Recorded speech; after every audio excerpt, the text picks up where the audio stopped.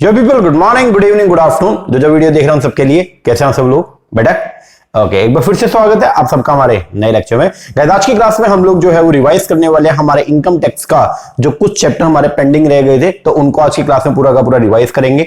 तो हम लोगों ने इनकम टैक्स की अगर हम बात करते हैं तो उसके जितना भी सिलेबस था उसको हम लोगों ने 22 चैप्टर्स के अंदर जो है वो हमने क्या किया, बाइफरकेट किया था। तो हमने लगभग 14 चैप्टर जो है वो निपटा लिए थे। तो रिमेनिंग के जो हमारे चैप्टर रह गए हैं वो हम आज की क्लास में पढ़ेंगे, जिसके अंदर आज हम क्या क्या पढ़ने वाले, एक तो पूरा का पूरा जो कॉर्पोरेट टैक्सेशन है वो पढ़ने वाले हैं। साथ में हम लोग जो है इंटरनेशनल टैक्सेशन पढ़ने वाले हैं, जिसके अंदर DTAA double taxation avoidance agreement और एक TP ट्रांसफर प्राइसिंग ये वाला टॉपिक करने वाले हैं। और साथ में हम लोग जो है वो करने वाले हैं TDS का टॉपिक, TCS का टॉपिक, एडवांस टैक्स का टॉपिक और साथ में रिटर्न ऑफ इनकम का टॉपिक। तो ओवरऑल मिलाकर के 50% सिलेबस जो हम पहले कर चुके थे, अब आज वाली क्लास के अंदर रिमेनिंग 50% सिलेबस को हम लोग जो है वो रिवाइज करने वाले हैं। अगर किसी बच्चे ने पहले वाली वीडियो नहीं देखी है तो जरूर जाके देख लीजिए, यूट्यूब के ऊपर ऑलरेडी मैंने अपलोड भी की हुई है। ठीक है, तो इनकम टैक्स पार्ट 1 के नाम से फुल रिवीजन जो है मैंने डाली हुई है, पूरा का पूरा रिवीजन उसके अंदर मैंने करवा दिया था, वो उसको जरूर कर लीजिएगा। ओके, और रिमेनिंग जो है वो यहां पे कर रहे हैं। ठीक है ना, तो अभी फिलहाल के लिए आप इनकम टैक्स वाला निपटाइए, इसके बाद में फिर हम लोग जो है वो मैनेजमेंट की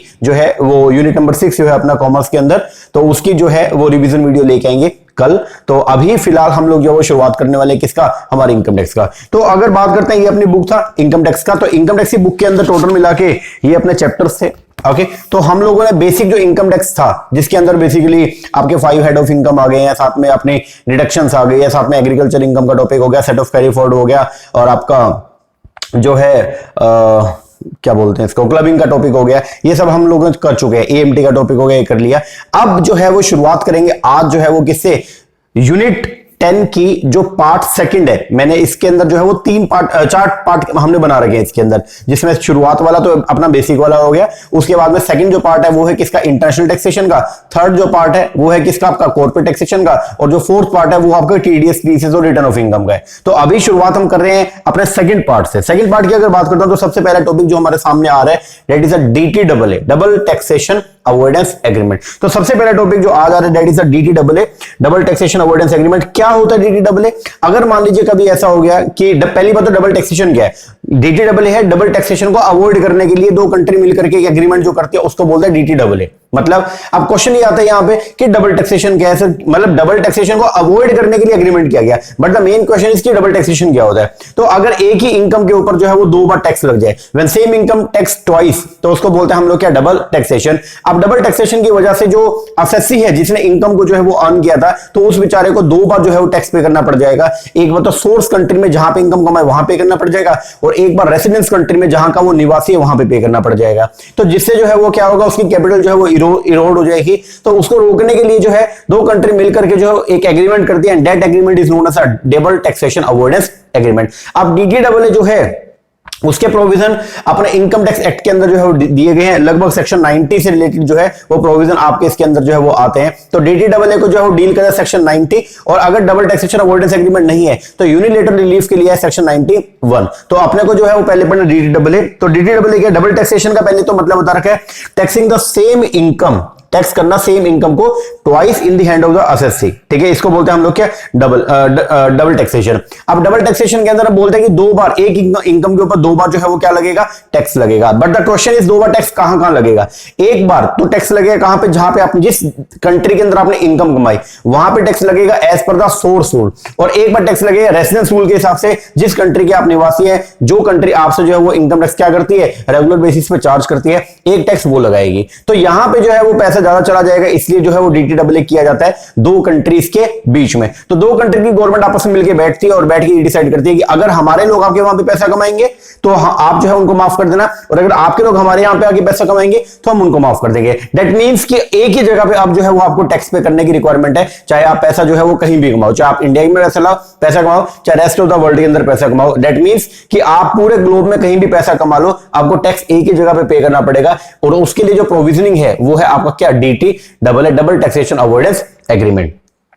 अब DTAA का मैंने यहां पे एग्जांपल भी लिखा था कि अगर मान लो एक पर्सन है, उसकी हाउस प्रॉपर्टी है कहां पे, यूएसए के अंदर, वहां से वो पैसा कमा रहा है, ठीक है, वो बंदा तो है इंडिया का लेकिन उसको रेंट आ रहा है कहां से, यूएस से, तो यूएसए वाले जो है उसके ऊपर टैक्स लगाएंगे as per the source rule, क्योंकि प्रॉपर्टी यूएस में है, इनकम एक्रू कहां हो रही है, यूएस में, तो यूएस वाले बोलेंगे देखो हमारी कंट्री में इनकम कमाई तो हम तो आपसे टैक्स लेंगे, और इंडिया वाला ये बोलेगा क्योंकि आप इंडिया के निवासी तो हम भी आपसे टैक्स लेंगे, तो इस केस में उसका पैसा जो है बहुत ज्यादा क्या होगा, चला जाएगा। यहां पे देखिएगा उसका टोटल टैक्स जा रहा है कितना, 45,000 रुपया, ठीक है। तो यहां पे जो है वो यूएस और इंडिया दोनों जो है, दोनों की गवर्नमेंट मिलकर बैठी और उन्होंने डिसाइड किया कि हम क्या करते हैं, DTAA करते हैं, डबल टैक्सेशन अवॉइडेंस एग्रीमेंट करते हैं, जिसके अंदर अब ये जो इंडिया वाला पर्सन है इसको टैक्स एक ही जगह पे करना पड़ेगा। मतलब ये है कि जो टैक्स उसने सोर्स कंट्री के अंदर ऑलरेडी पे कर चुका है उसको मिल जाएगी क्या, रिलीफ मिल जाएगी, तो उसके लिए आता है DTAA। तो यहां पे मैंने ये एग्जांपल में बताया भी था कि अब जो है वो टैक्स लगेगा कितना, पहले टैक्स जो है वो लग रहा था कि देखिए ये देखो, पहले जो है वो टैक्स पे करना पड़ रहा था उसको कितना,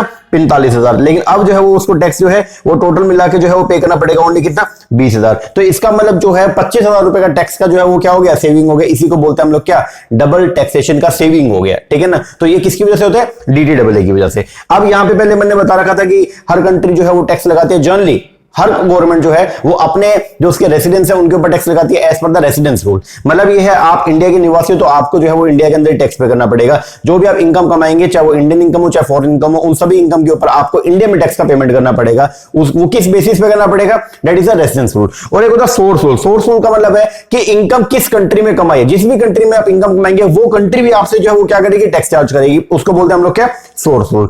और इनको दूर करने के लिए आगे क्या, DTAA। तो it intend to avoid the double taxation of the same income by providing a relief. तो डबल टैक्सेशन अवॉइडेंस एग्रीमेंट आया, किस लिए आया, ये आया डबल टैक्सेशन को क्या करने के लिए, अवॉइड करने के लिए। और इसने जो है वो रिलीफ प्रोवाइड किया, इधर एग्जेम्प्ट कर दिया इनकम को इन द सोर्स स्टेट, या provide the credit of the tax paid in the home country of the tax paid in the source country. तो DTAA जो है वो एलोकेट करता है right of taxation between the source and the resident country. तो दोनों मिलकर के जो है वो क्या कर लेंगे, अपना बंटवारा कर लेंगे कि या तो आप टैक्स लगाएंगे या फिर हम टैक्स लगाएंगे। और अगर आप टैक्स लगाएंगे तो हम भी एक बार टैक्स लगा के, लेकिन आपकी कंट्री में जितना भी टैक्स का पेमेंट किया गया उसकी क्या दे देंगे, रिलीफ दे देंगे। क्या क्या ऑब्जेक्टिव है डबल टैक्सेशन अवॉइडेंस एग्रीमेंट को लाने के ऑब्जेक्टिव क्या क्या, DTAA को लेके आने के ऑब्जेक्टिव क्या। पहली बात तो डबल टैक्सेशन क्या है वो समझ में आ गया। इस डबल टैक्सेशन को क्या करना है, अपने को अवॉइड करना है ताकि एक इनकम पे जो है वो दो बार टैक्स ना लगे। तो उसके लिए जो है वो DTAA किया, लेके आए कंट्रीज जो है मिलके, उन्होंने DTAA जो है वो किया। अब जो ये एग्रीमेंट किया, उस एग्रीमेंट के फायदे क्या, सबसे पहला है granting relief from double taxation. एक तो आपको जो है वो इसमें रिलीफ मिलते हैं डबल टैक्सेशन से। सेकंड, डबल टैक्सेशन अवॉइड होता है। थर्ड, इंफॉर्मेशन का एक्सचेंज भी होता है। दो कंट्री जब आपस में डबल टैक्सेशन अवॉइडेंस एग्रीमेंट करती है ना, तो ऐसा नहीं कि सिर्फ टैक्स को बचाने के लिए, ऐसा भी होता है कि हम हमारे यहाँ के कुछ लोग जो है उन्होंने मान लो यूएस के बैंक में, स्विट्जरलैंड के बैंक के अंदर जो है कुछ पैसा जमा कर रखा है, और ऐसा ही सेम वहां भी होता है, वहां के लोगों ने हमारे यहाँ पे पैसा जमा कर रखा है। तो हम लोग जो है वो क्या करते हैं, उनके साथ में एग्रीमेंट करते हैं और बोलते हैं कि कुछ अगर हमको जो है वो टैक्सेशन रिलेटेड कोई इंफॉर्मेशन की रिक्वायरमेंट हो तो हम आपस में मिलकर क्या करेंगे, शेयर करेंगे। तो डबल टैक्सेशन अवॉइडेंस एग्रीमेंट के अंदर जो है इंफॉर्मेशन शेयरिंग का एग्रीमेंट भी जो है वो किया जाता है। फिर DTAA ले गए क्या करें, प्रिवेंट करने इवेजन ऑफ द टैक्स। अगर दो बार टैक्स लगेगा तो बट नेचुरल है कि इंसान जो है वो क्या करेगा, चोरी करेगा टैक्स का, वो इनकम को अकाउंट ही नहीं करेगा, इनकम को शो ही नहीं करेगा। तो उस केस के अंदर जो है वो क्या, अगर DTAA आएगा तो एक ही जगह टैक्स लगेगा, तो इंसान चोरी भी नहीं करेगा। And recovery of the income tax, income tax recovery करने के लिए double taxation agreement, double taxation avoidance agreement जो है वो लेके आएगा। ताकि अब यहाँ पे ऐसा है कि बेसिकली अगर मान लो हमारे यहाँ के कुछ लोगों ने पैसा बाहर जमा कर रखा है, तो वो लोग हमारे साथ में इनकम जो है वो इन्फॉर्मेशन को शेयर करेंगे, हमको पता चलेगा यहाँ के लोगों ने वहां पैसा जमा करेगा और वो अनअकाउंटेड मनी है, तो हम उनसे जो है वो अपनी कंट्री के अंदर पैसा टैक्स जो है वो चार्ज कर सकते हैं। तो DTAA के ये सब जो है वो क्या थे, ऑब्जेक्टिव। आगे बढ़िएगा। अब आ गया जी आपका ये ट्रीटी वर्सेस एक्ट। अब देखो अगर मान लीजिए कभी ऐसा हो गया कि एक इनकम है, उस इनकम के ऊपर जो है वो टैक्सेबल इनकम है, ठीक है, और उसके लिए उसके ऊपर टैक्स कितना लगेगा वो दिया हुआ इनकम टैक्स एक्ट में भी, और साथ में डबल टैक्सेशन अवॉइडेंस एग्रीमेंट के अंदर भी बता दिया कि उसका डेट बता दिया। एग्जांपल मान लो कोई शॉर्ट टर्म कैपिटल गेन की इनकम थी और वो जो है अगर वो इंडिया में कमाई जाती है तो उसके ऊपर इंडिया में टैक्स लगता है 15% की रेट से, लेकिन वही डबल टैक्सेशन अवॉइडेंस एग्रीमेंट के अंदर जो रेट स्पेसिफाई किया गया वो कितना किया गया, 10%। तो यहाँ पे क्या करेंगे, कौन सा रेट जो है उस इनकम के ऊपर टैक्सेबल लगेगा, तो हम यहाँ पे ये बोलते हैं वो रेट जो असेसी के लिए बेनिफिशियल हो। इसका मतलब ये हो गया कि जिस रेट से असेसी को टैक्स पे जो है वो कम करना पड़े, वो रेट उसके ऊपर जो है वो क्या होगा, एप्लीकेबल हो जाएगा। दूसरा एक बात ये ध्यान रखिएगा कि DTAA का जो रेट होता है वो फुल एंड फाइनल होता है, उसके अंदर आपको सरचार्ज या उसके अंदर आपको जो है वो हेल्थ एंड एजुकेशन सेस जो है वो ऐड करने का कोई भी रिक्वायरमेंट नहीं होता है। ठीक है जी। अब आएगा जी आपका DTAA। अब यहां पे जो है वो डबल टैक्सेशन जो है वो दो तरीके से, एक है इकोनॉमिक और एक है ये जुरिडिकल। इकोनॉमिक डबल टैक्सेशन वो है जिसको DTAA के अंदर एड्रेस नहीं किया जाता। When same income is tax in the hand of more than one person in different capacity, उसको बोलते हैं हम लोग क्या, इकोनॉमिक डबल टैक्सेशन। मतलब DTAA इसके ऊपर नहीं है। इसका एग्जांपल है DDT, डबल ये डिविडेंड डिस्ट्रीब्यूशन टैक्स। अब डिविडेंड डिस्ट्रीब्यूशन टैक्स की अगर हम बात करते हैं तो किसके ऊपर लगता है डिविडेंड डिस्ट्रीब्यूशन टैक्स, डिविडेंड के ऊपर लगता है। एक बार कंपनी को पे करना पड़ता है DDT के नाम से, और उसके बाद में डिविडेंड का इनकम जो है वो टैक्सेबल हो गया शेयर होल्डर के लिए, तो उसको भी उसके ऊपर क्या पे करना पड़ेगा, टैक्स पे करना पड़ेगा। इसके बाद जुरिडिकल डबल टैक्सेशन जो है ये क्या, ये वो है जिसको एड्रेस किया गया बाय द DTAA या सेक्शन 91 के अंदर किया गया। सेक्शन 90 तो डील करता है DTAA को, और आपको मैंने बताया था सेक्शन 91 जो है वो डील करता है किसको, सेक्शन 91 जो है वो डील करता है यूनिलेटरल रिलीफ। अगर दो कंट्री का आपस में DTAA है तो उसको डील करेगा सेक्शन 90 या 90A, और अगर दो कंट्री का आपस में DTAA नहीं है तो एक कंट्री अगर यूनिलेटरल रिलीफ दे रही है अपने रेसिडेंट्स को तो उसको डील करेगा सेक्शन 91। ठीक है। अब यहां पे क्या है, ये जो जुरिडिकल डबल टैक्सेशन है इसको अवॉइड करने के लिए हम लोगों ने जो है वो क्या किया, यहां पे देखो, पहला allocation of right to tax. इसके अंदर हम जो है वो क्या करते हैं, एक स्टेट जो है वो अपना टैक्स लगाने का राइट दूसरे स्टेट को दे देगी, या हम आपस में क्या कर लेंगे, शेयरिंग कर लेंगे।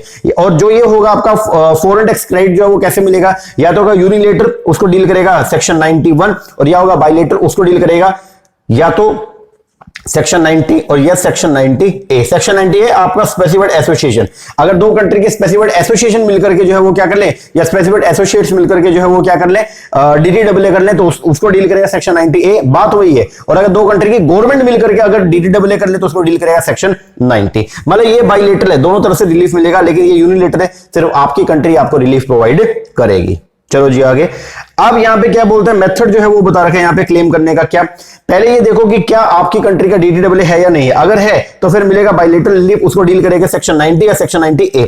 अब इसमें दो मेथड है, एक है एग्जेम्पशन मेथड और एक है कौन सा, क्रेडिट मेथड। एग्जेम्पशन मेथड जो है वो क्या बोलता है, ये दो है, या तो होगा फुल एग्जेम्पशन या होगा प्रोग्रेसिव। फुल एग्जेम्पशन मेथड ये बोलता है कि अगर आप फॉरेन में किसी भी कोई भी इनकम को अर्न करेंगे तो उसके ऊपर कोई भी टैक्स आपको पे करना ही नहीं पड़ेगा। ठीक है ना। तो अगर मान लो आपने फॉरेन में पे कर दिया तो इंडिया के अंदर आपको जो है वो कोई भी टैक्स पे करने की जरूरत नहीं है। तो income will be taxable in the source state, जहां पे पैसा कमाया सिर्फ वहीं पे करना है, एंड रेसिडेंट स्टेट जो है उसको पूरी तरह से क्या कर देगा, एग्जेम्प्ट कर देगा। और एक होता है प्रोग्रेसिव एग्जेम्पशन मेथड। इसके अंदर क्या होगा, इनकम जो है वो टैक्सेबल होगी सोर्स स्टेट में, जिस स्टेट में आपने, जिस कंट्री में आपने पैसा कमाया वो कंट्री आपसे टैक्स लेगी, और रेसिडेंट स्टेट जो है उसको एग्जेम्प्ट करेगी, बट एक बार उसको ऐड करेगी। ठीक है ना। मतलब ये है कि रेट निकालने के लिए एक बार ऐड करेगी और बाद में क्या दे देगी, एग्जेम्पशन दे देगी। और एक होता है क्रेडिट मेथड। क्रेडिट मेथड के अंदर हम लोग जो है वो क्या करते हैं, दोनों कंट्री जो टैक्स लगाएगी, लेकिन जितना टैक्स का पेमेंट जो है वो आप फॉरेन कंट्री में पे कराए उसका आपको क्या मिल जाएगा, रिबेट मिल जाएगा। तो क्रेडिट मेथड क्या बोलते हैं, resident country will grant credit of the tax paid in the source country as per the DTAA।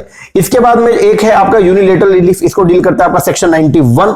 ठीक है। और सेक्शन 91 क्या बोलता है कि जो रेजिडेंट कंट्री है will grant credit of the tax paid in the source country unilaterally. मतलब दो कंट्री का आपस में DTAA नहीं था, लेकिन फिर भी रेजिडेंट कंट्री ये बोलती है कि ठीक है यार, हमारे यहाँ के लोग हैं बेचारे, बाहर पैसा कमाए और बाहर टैक्स भी पे कराए, चलो हम उनको अपने हिसाब से जो क्या देते हैं, रिलीफ देते हैं, उसको बोलते हैं हम लोग क्या, यूनिलेटरल रिलीफ। चलो जी आगे। अब बाइलेटरल क्या होता है, जब दो कंट्री मिलकर के आपस में डबल टैक्सेशन अवॉइडेंस एग्रीमेंट करते हैं, उसको बोलते हैं हम लोग क्या, बाइलेटरल। और यूनिलेटरल क्या होता है, जब कोई भी म्यूचुअल एग्रीमेंट नहीं होता दो देशों की सरकार के बीच में, तो उसको बोलते हैं हम लोग क्या, यूनिलेटरल रिलीफ। चलो जी आगे। अब ये है जी इंट्रोडक्शन की अगर हम बात करते हैं तो पहले बोलता है कि सेंट्रल गवर्नमेंट जो है वो एंटर होगी डबल टैक्सेशन अवॉइडेंस एग्रीमेंट में किसके साथ में, with the government of any country outside India और specific territory outside India for the avoidance of the double taxation. क्यों करते हैं double taxation avoidance agreement, purpose तो सबसे पहला for granting the relief provide करने के लिए, दूसरा for the avoidance of the double taxation, yes, for exchange of information, yes, and for recovery of the income tax. इन चार पर्पस के लिए बेसिकली जो है एक कंट्री की गवर्नमेंट जो है दूसरे कंट्री की गवर्नमेंट के साथ में क्या करती है, एंटर करती है किसके अंदर, DTAA के अंदर। अब एप्लीकेशन तारीख है प्रोविजन का। अब प्रोविजन को आप क्या करेंगे, एप्लीकेबल करेंगे। जो भी डबल टैक्सेशन अवॉइडेंस एग्रीमेंट हुआ उसको जो है आप क्या लागू करने का काम करेंगे। अब जब आप उसको लागू करते हैं तो फिर क्या होता है, अगर डीडीडब्ल्यू और इनकम टैक्स एक्ट के अंदर जो है वो सेम एक ही इनकम के लिए जो है वो दो अलग अलग जो है वो रेट दे रखे टैक्सेशन के, तो क्या करेंगे आपको मैंने बताया भी था, वो रेट जो बेनिफिशियल है एसएससी के लिए वो रेट आप जो है वो इनकम के ऊपर क्या होगा, टैक्सेबल हो जाएगा। दूसरा, अगर मान लीजिए गार लग गया, गार जो है मैंने आपको बताया था जनरल एंटी अवॉइडेंस रूल, तो क्लासेस के अंदर बताया भी था कि अगर मान लो कभी भी इनकम के ऊपर जो है वो क्या लग जाए, गार लग जाए, ठीक है, तो फिर वहां पे गार के प्रोविजन ही चलेंगे, वहां पे आपको ऑप्शन नहीं मिलेगा कि आप अपने हिसाब से सिलेक्शन करो। तो अगर गार में बोल दिया 15% का रेट तो 15, गार में बोला 2% का रेट तो 2% लगेगा। तो इसका मतलब क्या हो गया, अगर प्रोविजनल चैप्टर 10A बोले तो गार जनरल एंटी अवॉइडेंस रूल जो है अगर आपके इनकम के ऊपर जो है एप्लीकेबल हो गया, तो वहां पे जो है चाहे वो रूल एसएससी के लिए बेनिफिशियल ना हो, उसका टैक्स ज्यादा जा रहा हो तो भी कोई चक्कर नहीं है, गार लग गया तो आपको गार के हिसाब से पेमेंट करना पड़ेगा। इसके बाद में फिर मैंने बताया था कि कुछ टर्म्स का मतलब जो है, अगर डीडीडब्ल्यूए के अंदर जो अगर हमने डबल टैक्सेशन अवॉइडेंस एग्रीमेंट में कोई टर्म यूज किया, ठीक है, तो उसका मीनिंग अगर डिफाइन नहीं किया तो फिर मीनिंग कौन सा लेके चलेंगे। अगर मीनिंग जो है वो डीडीडब्ल्यूए के अंदर नहीं दिया गया, ठीक है, और अगर नोटिफिकेशन बाद में कोई पारित कर दे तो नोटिफिकेशन में जो मतलब दे रखा वही मतलब लेके चलना पड़ेगा। दूसरा, अगर डीडीडब्ल्यूए के अंदर उसका मतलब समझा दिया तो डीडीडब्ल्यूए वाला मतलब लेके चलेंगे, और अगर डीडीडब्ल्यूए के अंदर उसका जो मतलब है वो डिफाइन नहीं किया तो इनकम टैक्स एक्ट में अगर मान लो उसका मतलब डिफाइन किया हुआ, उस टर्म को डिफाइन किया हुआ है तो वो मतलब हम लोग जो है वो लेकर चलेंगे। चलो जी आगे।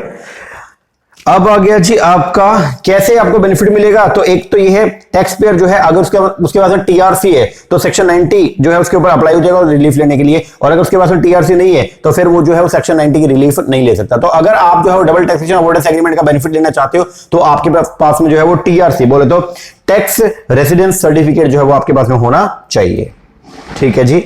इसके बाद में आ गया country with whom no agreement exist, अगर मान लो कोई ऐसी कंट्री जिसके साथ में आपका कोई भी डीडीडब्ल्यूए नहीं है और वहां उन्होंने आपसे टैक्स ले लिया, ठीक है, तो अब आप यहां पे आएंगे तो इंडियन गवर्नमेंट आपको बोलेगी कि भाई आप इनकम कमा गया फॉरेन इनकम, तो फॉरेन इनकम के ऊपर टैक्स हम भी आपसे चार्ज करेंगे, क्योंकि जो आपका रेसिडेंट इंडिविजुअल होता है, ठीक है, एक होता है रेसिडेंट एक है नॉन रेसिडेंट, और रेसिडेंट के अंदर आता है ऑर्डिनरी और नॉट ऑर्डिनरी, कुछ भी ना बोले तो हमेशा क्या मानते हैं, ऑर्डिनरी रेसिडेंट है, ओके। तो ऑर्डिनरी रेसिडेंट के लिए जो है वो foreign income as well as Indian income दोनों की दोनों क्या है, टैक्सेबल है। और अगर मान लीजिए क्या इसका मतलब क्या हो गया कि जिस कंट्री में मान लो अगर मैंने यूएस में इनकम कमाई है तो यूएस की गवर्नमेंट मुझसे टैक्स ले रही है सोर्स रूल के हिसाब से, और वही जब मैं इंडिया में आ गया तो इंडियन गवर्नमेंट बोलेगी क्योंकि आपने यूएस के अंदर इनकम कमाई है, that is a foreign income, और फॉरेन इनकम के ऊपर आपको इंडिया में टैक्स पे करना पड़ेगा।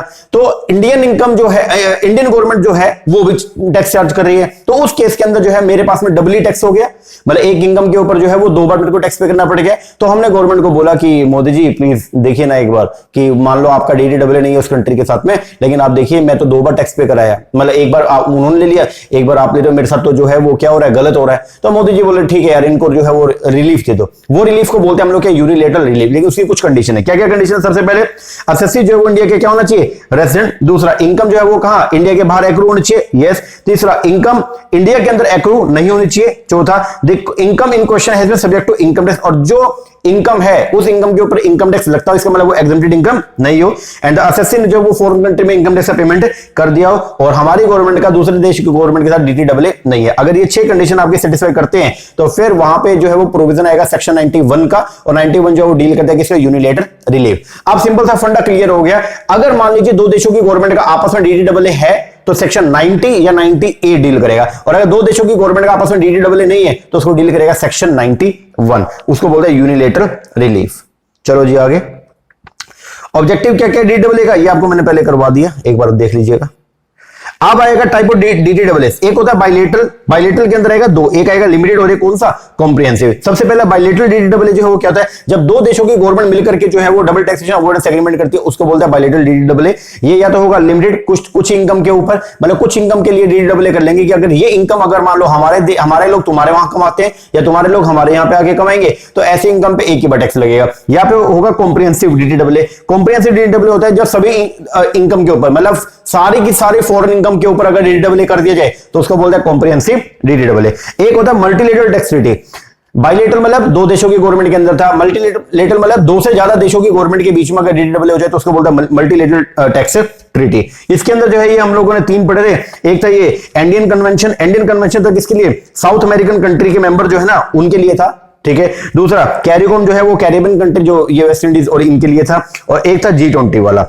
अब है type of what are the type of double taxation? एक है जुरिडिकल और एक कौन सा? इकोनॉमिक। आपको मैंने बता दिया जुरिडिकल क्या बोलते हैं, जब सेम इनकम जो है वो एक से ज्यादा बार जो है वो क्या होती है, मतलब टैक्स हो जाए ट्वाइस, ठीक है, इन the hand of the same person, तो उसको बोलते हैं जुरिडिकल डबल टैक्सेशन। और इकोनॉमिक डबल टैक्सेशन जो है वो क्या होता है, जब सेम इनकम टैक्स होगा दो अलग लोगों के हैंड में, तो उसको बोलते हैं हम लोग क्या, इकोनॉमिक डबल टैक्सेशन। एग्जांपल आपको डिविडेंड डिस्ट्रीब्यूशन टैक्स मैंने आपको प्रोवाइड बताया था आपको।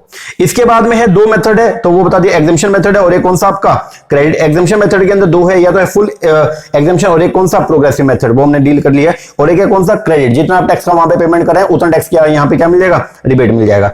एक सबसे इंपॉर्टेंट जो है वो ये है टैक्स स्पेयरिंग क्रेडिट मेथड। अब ये टैक्स स्पेयरिंग क्रेडिट मेथड जो वो क्या बोलता है, अगर मान लीजिए कभी ऐसा हो गया कि जैसे आपने कोई इनकम जो है वो कमाई, मान लीजिए एग्जांपल जापान के अंदर, ठीक है, और वो इनकम और आपका और जापान का जो है वो डबल टैक्सेशन अवॉइडेंस एग्रीमेंट है, ठीक है, और जापान के अंदर वो इनकम जो है वो क्या है, एग्जेम्प्ट है।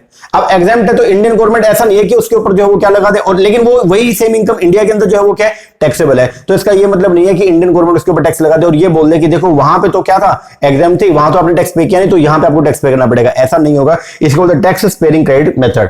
मतलब इंडिया अगर वो इनकम वहां टैक्सेबल होती तो कितना टैक्स लगाता, उसकी जो है वो क्या मिल जाएगी, अपने को एग्जम्पशन मिल जाएगी। तो इसका मतलब ये नहीं है कि पूरी तरह से हम उसके ऊपर जो है वो क्या लगा देंगे, टैक्स लगा देंगे। तो यहां पे हम ये चेक करते हैं, माना कि वहां जापान के अंदर वो इनकम जो है वो क्या है, एग्जेम्प्ट है, लेकिन अगर वहां पे टैक्सेबल होती तो भी आपको वहां पे तो टैक्स पे करना पड़ता, तो जितना आपका वहां पे टैक्स लगता उतने की आपको क्या मिल जाएगी, रिबेट मिल जाएगी। तो उसको बोलते हैं हम लोग टैक्स स्पेयरिंग क्रेडिट मेथड। लो जी, ये हो गया। अब है आपका ये एक बार देख लो, there are two type of double taxation relief, एक है यूनिलेटरल एक बायलेटरल। यूनिलेटरल मतलब नो डीडीडब्ल्यूए तो डील करेगा सेक्शन 91, और बायलेटरल मतलब डीडीडब्ल्यूए है उसको डील करेगा सेक्शन 90 या 90 ए, ठीक है। अब यहां पे हम देखा था 90 जो है वो डील करते हैं किसको, डीटीडब्ल्यूए गवर्नमेंट टू गवर्नमेंट। अगर दो देशों की गवर्नमेंट का आपस में डबल टैक्सेशन अवॉइडेंस एग्रीमेंट है तो उसको डील करेगा सेक्शन 90, ठीक है जी। तो यहां पे क्या था, सेंट्रल गवर्नमेंट जो है वो एंटर कर सकती है into agreement with the government of the foreign country और the specific territory outside India, किसके लिए, for granting relief for the double tax income और exchange of information with each other for prevention of the tax evasion transaction, investigation of the such cases and cooperation with each other for the recovery of the taxes. तो इन purpose के लिए दो देशों की government आपस में जो है वो क्या कर सकती है, एग्रीमेंट कर सकती है, उसको डील करेगा सेक्शन 90। और 90 जो है वो किसके लिए, आपका डबल टैक्सेशन अवॉइडेंस एग्रीमेंट के लिए। इसके बाद में था एक आपका 90A। 90A जो है वो क्या, स्पेसिफाइड एसोसिएशन। अगर दो देशों के स्पेसिफाइड एसोसिएशन मिल करके जो है वो डबल टैक्सेशन अवॉइडेंस एग्रीमेंट करते हैं उसको डील करेगा सेक्शन 90A। और 91 जो है वो किसके लिए था, वो था जी आपका यूनिलेटरल रिलीफ के लिए, double taxation relief if there is no DTWA. तो यहां पे आपको मैंने प्रैक्टिकल क्वेश्चन भी करवाया था, लेकिन ये कुछ कंडीशन थी, क्या असेसी रेजिडेंट हो, इनकम जो है वो डिराइव हो फॉरेन कंट्री में, उसके ऊपर जो है फॉरेन में टैक्स पे कराए और कोई डीटीडब्ल्यूए नहीं है, तो फिर उस केस के अंदर जो है वो डील करेगा उसको सेक्शन 91। तो ये 21 तरीके से निकालते हैं। तो प्रैक्टिकल बताया था, सबसे पहले आप क्या कर लो, इंडिया के अंदर देखो फॉरेन में तो टैक्स पे कराए, अब इंडिया के अंदर आपको रिलीफ मिलेगा सेक्शन 91 में, कैसे मिलेगा, तो सबसे पहले आप कंप्यूट करो एनटीआई। एनटीआई का मतलब net total income, Indian income plus foreign income दोनों को मिला करके फिर उसके ऊपर क्या निकाल लो, टैक्स निकाल लो। फिर आप निकाल लो एवरेज रेट ऑफ टैक्स, कैसे निकलेगा, जो आपने ग्रोस टैक्स निकाला सेकंड पॉइंट के अंदर उसको डिवाइड कर दो एनटीआई से, ये आपका टैक्स रेट आ गया। अब आप ये देखो कि फॉरेन के अंदर जितना भी आप टैक्स का पेमेंट करके आए हो वो आप निकाल लो, फाइंड आउट द रेट जिस रेट से आप जो है फॉरेन कंट्री ने आपसे टैक्स लिया था, फिर इन दोनों के अंदर जो लोअर रेट है उसकी क्या मिल जाएगी, एग्जम्पशन मिल जाएगी। बात खत्म हो गया। और वो एग्जम्पशन जो है वो उसको डील करेगा सेक्शन 91। लो जी, तो ये हो गया जी आपका।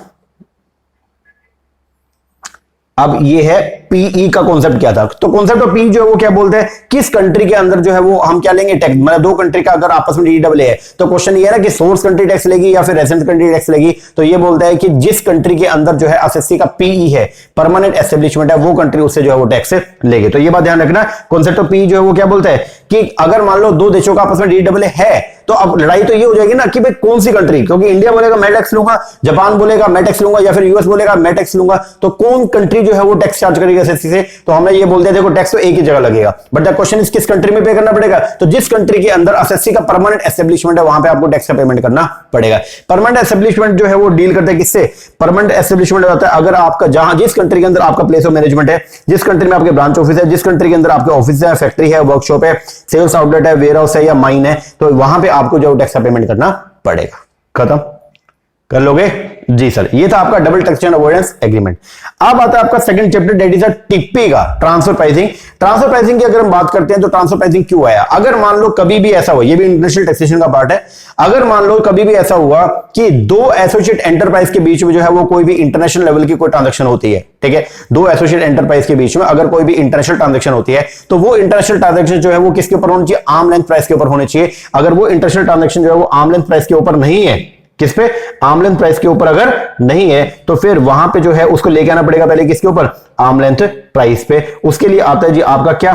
टीपी। तो टीपी जो है वो किसके लिए है? टैक्स की चोरी करने के लिए हम जो है वो लेके आए थे। ये क्या होता है? अगर ग्रुप एंटिटी के बीच में ट्रांजेक्शन होती है, मतलब दो एसोसिएट एंटरप्राइज के बीच में अगर कोई भी ट्रांजैक्शन किया गया तो ये ट्रांजैक्शन जो है वो किसके ऊपर होनी चाहिए? एएलपी पे, आर्म लेंथ प्राइस के ऊपर होनी चाहिए। अगर वो एएलपी के ऊपर नहीं है तो उसको एएलपी पे लाने का काम किया जाएगा with the help of the transfer pricing. अब यहां पे मैंने एग्जांपल के थ्रू आपको बताया भी था कि एक एक्स लिमिटेड है, एक वाई लिमिटेड है, ठीक है। इन दोनों के बीच में जो है इंटरनेशनल ट्रांजैक्शन हुई है मान लो 5 लाख रुपए की, और वही सेम सिमिलर ट्रांजैक्शन जो हुई थी एक अनरेटेड पार्टी के साथ में, वो हुई है 7 लाख की। तो अब क्या करेंगे? यहां पे ट्रांजैक्शन वैल्यू जो है वो कितनी है? 5 लाख, लेकिन एएलपी आर्म लेंथ प्राइस जो है वो कितना है जी? 7 लाख। तो क्या करेंगे? ये 5, अब जो हम टैक्स चार्ज करेंगे वो 5 लाख के ऊपर ना करके हम किसके ऊपर लेंगे? 7 लाख पे। तो मतलब ये है कि हम लोग जो ट्रांजैक्शन प्राइस को सब्स्टिट्यूट करेंगे किससे? एएलपी से। तो इसको बोलते हैं हम लोग क्या? Transfer pricing. अब कौन से ट्रांजैक्शन को इंटरनेशनल ट्रांजैक्शन मानेंगे? तो अगर मान लो कोई ट्रांजैक्शन रेसिडेंट के बीच में होती है वो इंटरनेशनल ट्रांजैक्शन का पार्ट नहीं है। अगर कोई ट्रांजैक्शन जो है वो रेसिडेंट और नॉन रेसिडेंट के बीच में होती है वो इंटरनेशनल ट्रांजैक्शन माना जाएगा। कोई अगर ट्रांजैक्शन जो है नॉन रेसिडेंट के बीच में होती है उसको भी माना जाएगा, बशर्ते ये कि उनमें से किसी एक नॉन रेसिडेंट की इनकम जो है वो इंडिया के अंदर क्या हो रही हो? टैक्सेबल हो रही है। तो उसको इंटरनेशनल ट्रांजैक्शन जो है वो डील किया जाएगा। और अगर वो इंटरनेशनल ट्रांजैक्शन है तो उसके ऊपर ट्रांसफर प्राइसिंग का जो है वो रूल एप्लीकेबल हो जाएंगे, ठीक है जी।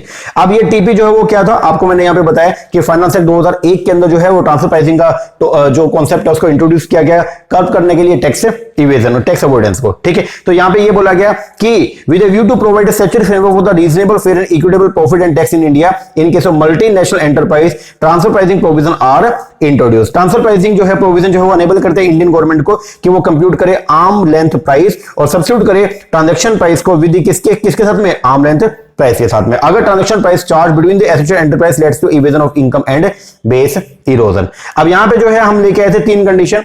मतलब टीपी का प्रोविजन तभी एप्लीकेबल होगा अगर 3 कंडीशन इकट्ठी सेटिस्फाई होंगी। पहली कंडीशन तो ये है कि ट्रांजैक्शन किसके बीच में होनी चाहिए? एसोसिएट एंटरप्राइज के बीच में होनी चाहिए। दूसरा ये है कि ट्रांजैक्शन इंटरनेशनल लेवल की होनी चाहिए। और तीसरा जो है वो ये है कि ट्रांजैक्शन जो आर्म लेंथ प्राइस पे ना हो। अगर ट्रांजैक्शन आर्म लेंथ प्राइस पे है तो वहां पे टीपी का प्रोविजन एप्लीकेबल नहीं होगा। तो 3 कंडीशन कौन कौन सा? जल्दी से याद कर लो।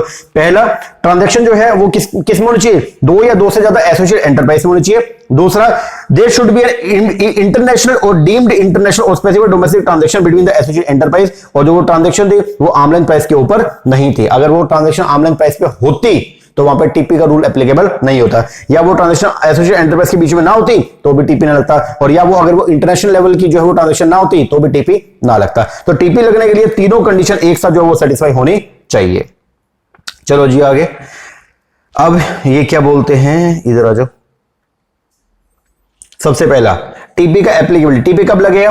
वेदर इट इज, सबसे पहले चेक करो कि क्या वो एसोसिएट एंटरप्राइज है। यस। अगर एसोसिएट एंटरप्राइज के बीच में ट्रांजैक्शन हुई है तो चेक करो क्या ट्रांजैक्शन इंटरनेशनल लेवल की है। यस। अगर है तो आर्म लेंथ प्राइस पे, नो तो टीपी लगेगा। और अगर आर्म लेंथ प्राइस पे है तो वहां पे टीपी एप्लीकेबल नहीं होगा। अब एक बात यहां पे आपको मैंने स्पेशल करवाया था क्लास के अंदर कि अगर मान लो कोई ट्रांजैक्शन एसोसिएट एंटरप्राइज के बीच में हुई है लेकिन वो स्पेसिफाइड डोमेस्टिक ट्रांजैक्शन है तो उस पर भी टीपी लगेगा अगर वो ट्रांजैक्शन का प्राइस जो है वो 20 करोड़ रुपए से क्या है, ज्यादा।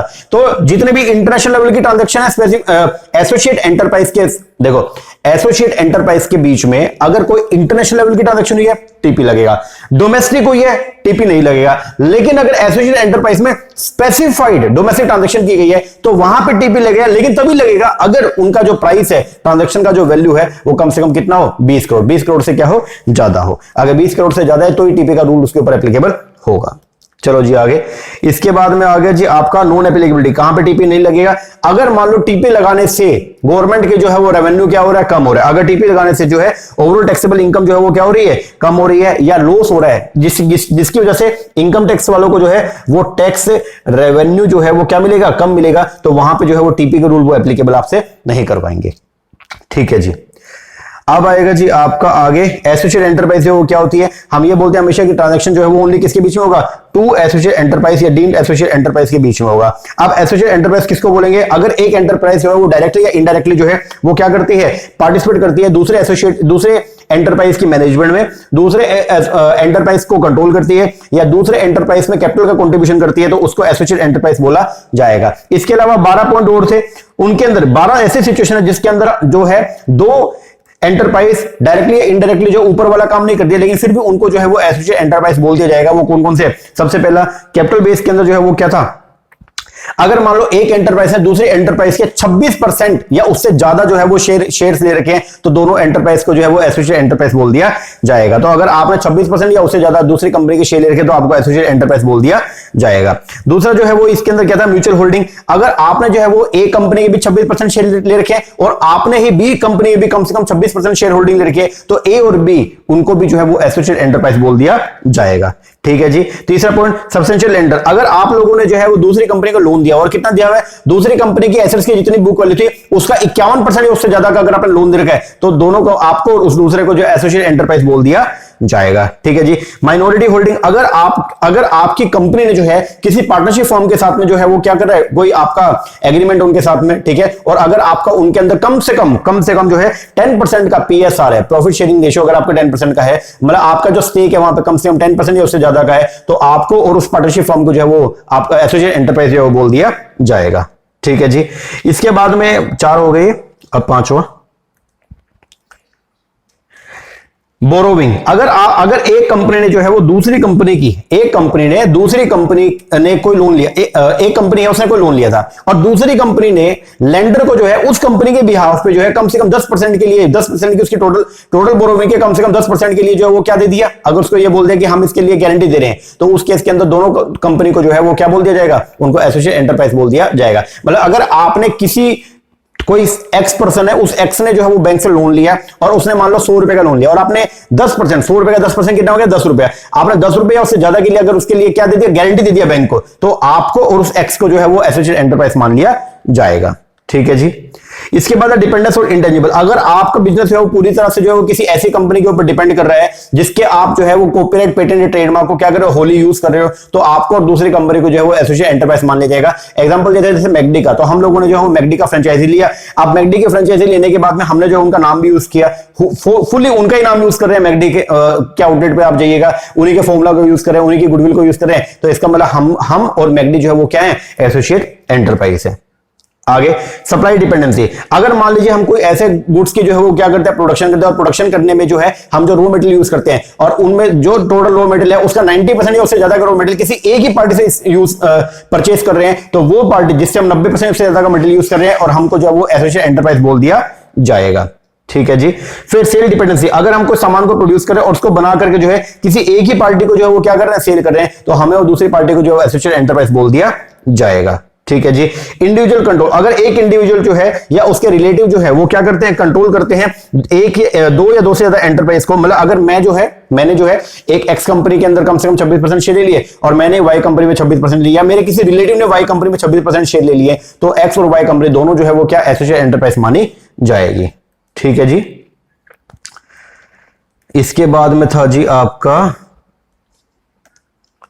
अपॉइंटमेंट ऑफ बोर्ड, अगर मेरे पास में पावर है कि मैं दूसरी कंपनी के जो है वो बोर्ड को क्या कर सकता हूं, मतलब दूसरी कंपनी के बोर्ड ऑफ डायरेक्टर जो है ना, उस बोर्ड ऑफ डायरेक्टर के अंदर कम से कम आधे लोगों को जो है वो मैं क्या कर सकता हूं, अपॉइंट कर सकता हूं, या उस दूसरी कंपनी के बोर्ड के अंदर कम से कम एक एग्जीक्यूटिव डायरेक्टर को बिठाने की अगर मेरे पास पावर है, तो मुझे और उस कंपनी को जो है वो एसोसिएट एंटरप्राइज बोल दिया जाएगा। ठीक है जी। इसके बाद अपॉइंटमेंट ऑफ द बोर्ड इन 2 और मोर एंटिटी, अगर मेरे पास में पावर है कि मैं एक्स कंपनी और वाई कंपनी दोनों के अंदर जो है वो कम से कम आधे बोर्ड को अपॉइंट कर सकता हूं, या दोनों कंपनी के अंदर जो है मैं क्या कर सकता हूं, एक या एक से ज्यादा एग्जीक्यूटिव डायरेक्टर को अपॉइंट कर सकता हूं, तो उन दोनों कंपनियों को जो है वो एसोसिएट एंटरप्राइज मान लिया जाएगा। तो ये 12 सिचुएशन थी जिसके अंदर हम ये बोलते। अच्छा, एक और एचयूएफ वाला भी रह गया, एक मिनट आओ, इंडिविजुअल कंट्रोल के बाद एक एचयूएफ कॉपी, ये रहा।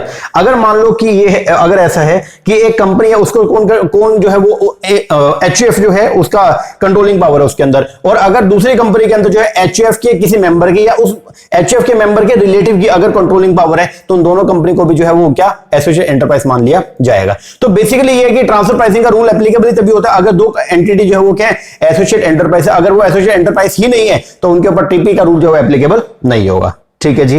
अब आगे आते हैं जी, और आगे आएगा ये इंटरनेशनल ट्रांजैक्शन जो है वो क्या, पहली बात इंटरनेशनल ट्रांजैक्शन जो है बिटवीन द आपका एसोसिएट एंटरप्राइज वो किस पे होनी चाहिए, एएलपी के ऊपर होनी चाहिए। अब इंटरनेशनल ट्रांजैक्शन जो है वो क्या होती है, बाहर वाला ट्रांजैक्शन। इंटरनेशनल ट्रांजैक्शन में क्या आएगा, कोई भी ट्रांजैक्शन जो है वो किसमें बिटवीन टू और मोर एसोसिएट एंटरप्राइज में है, और इनमें से कम एक एसोसिएट एंटरप्राइज जो है वो क्या होनी चाहिए, नॉन रेजिडेंट होनी चाहिए, तो उसको जो है वो क्या बोल देंगे, इंटरनेशनल ट्रांजैक्शन बोल देंगे। ठीक है जी।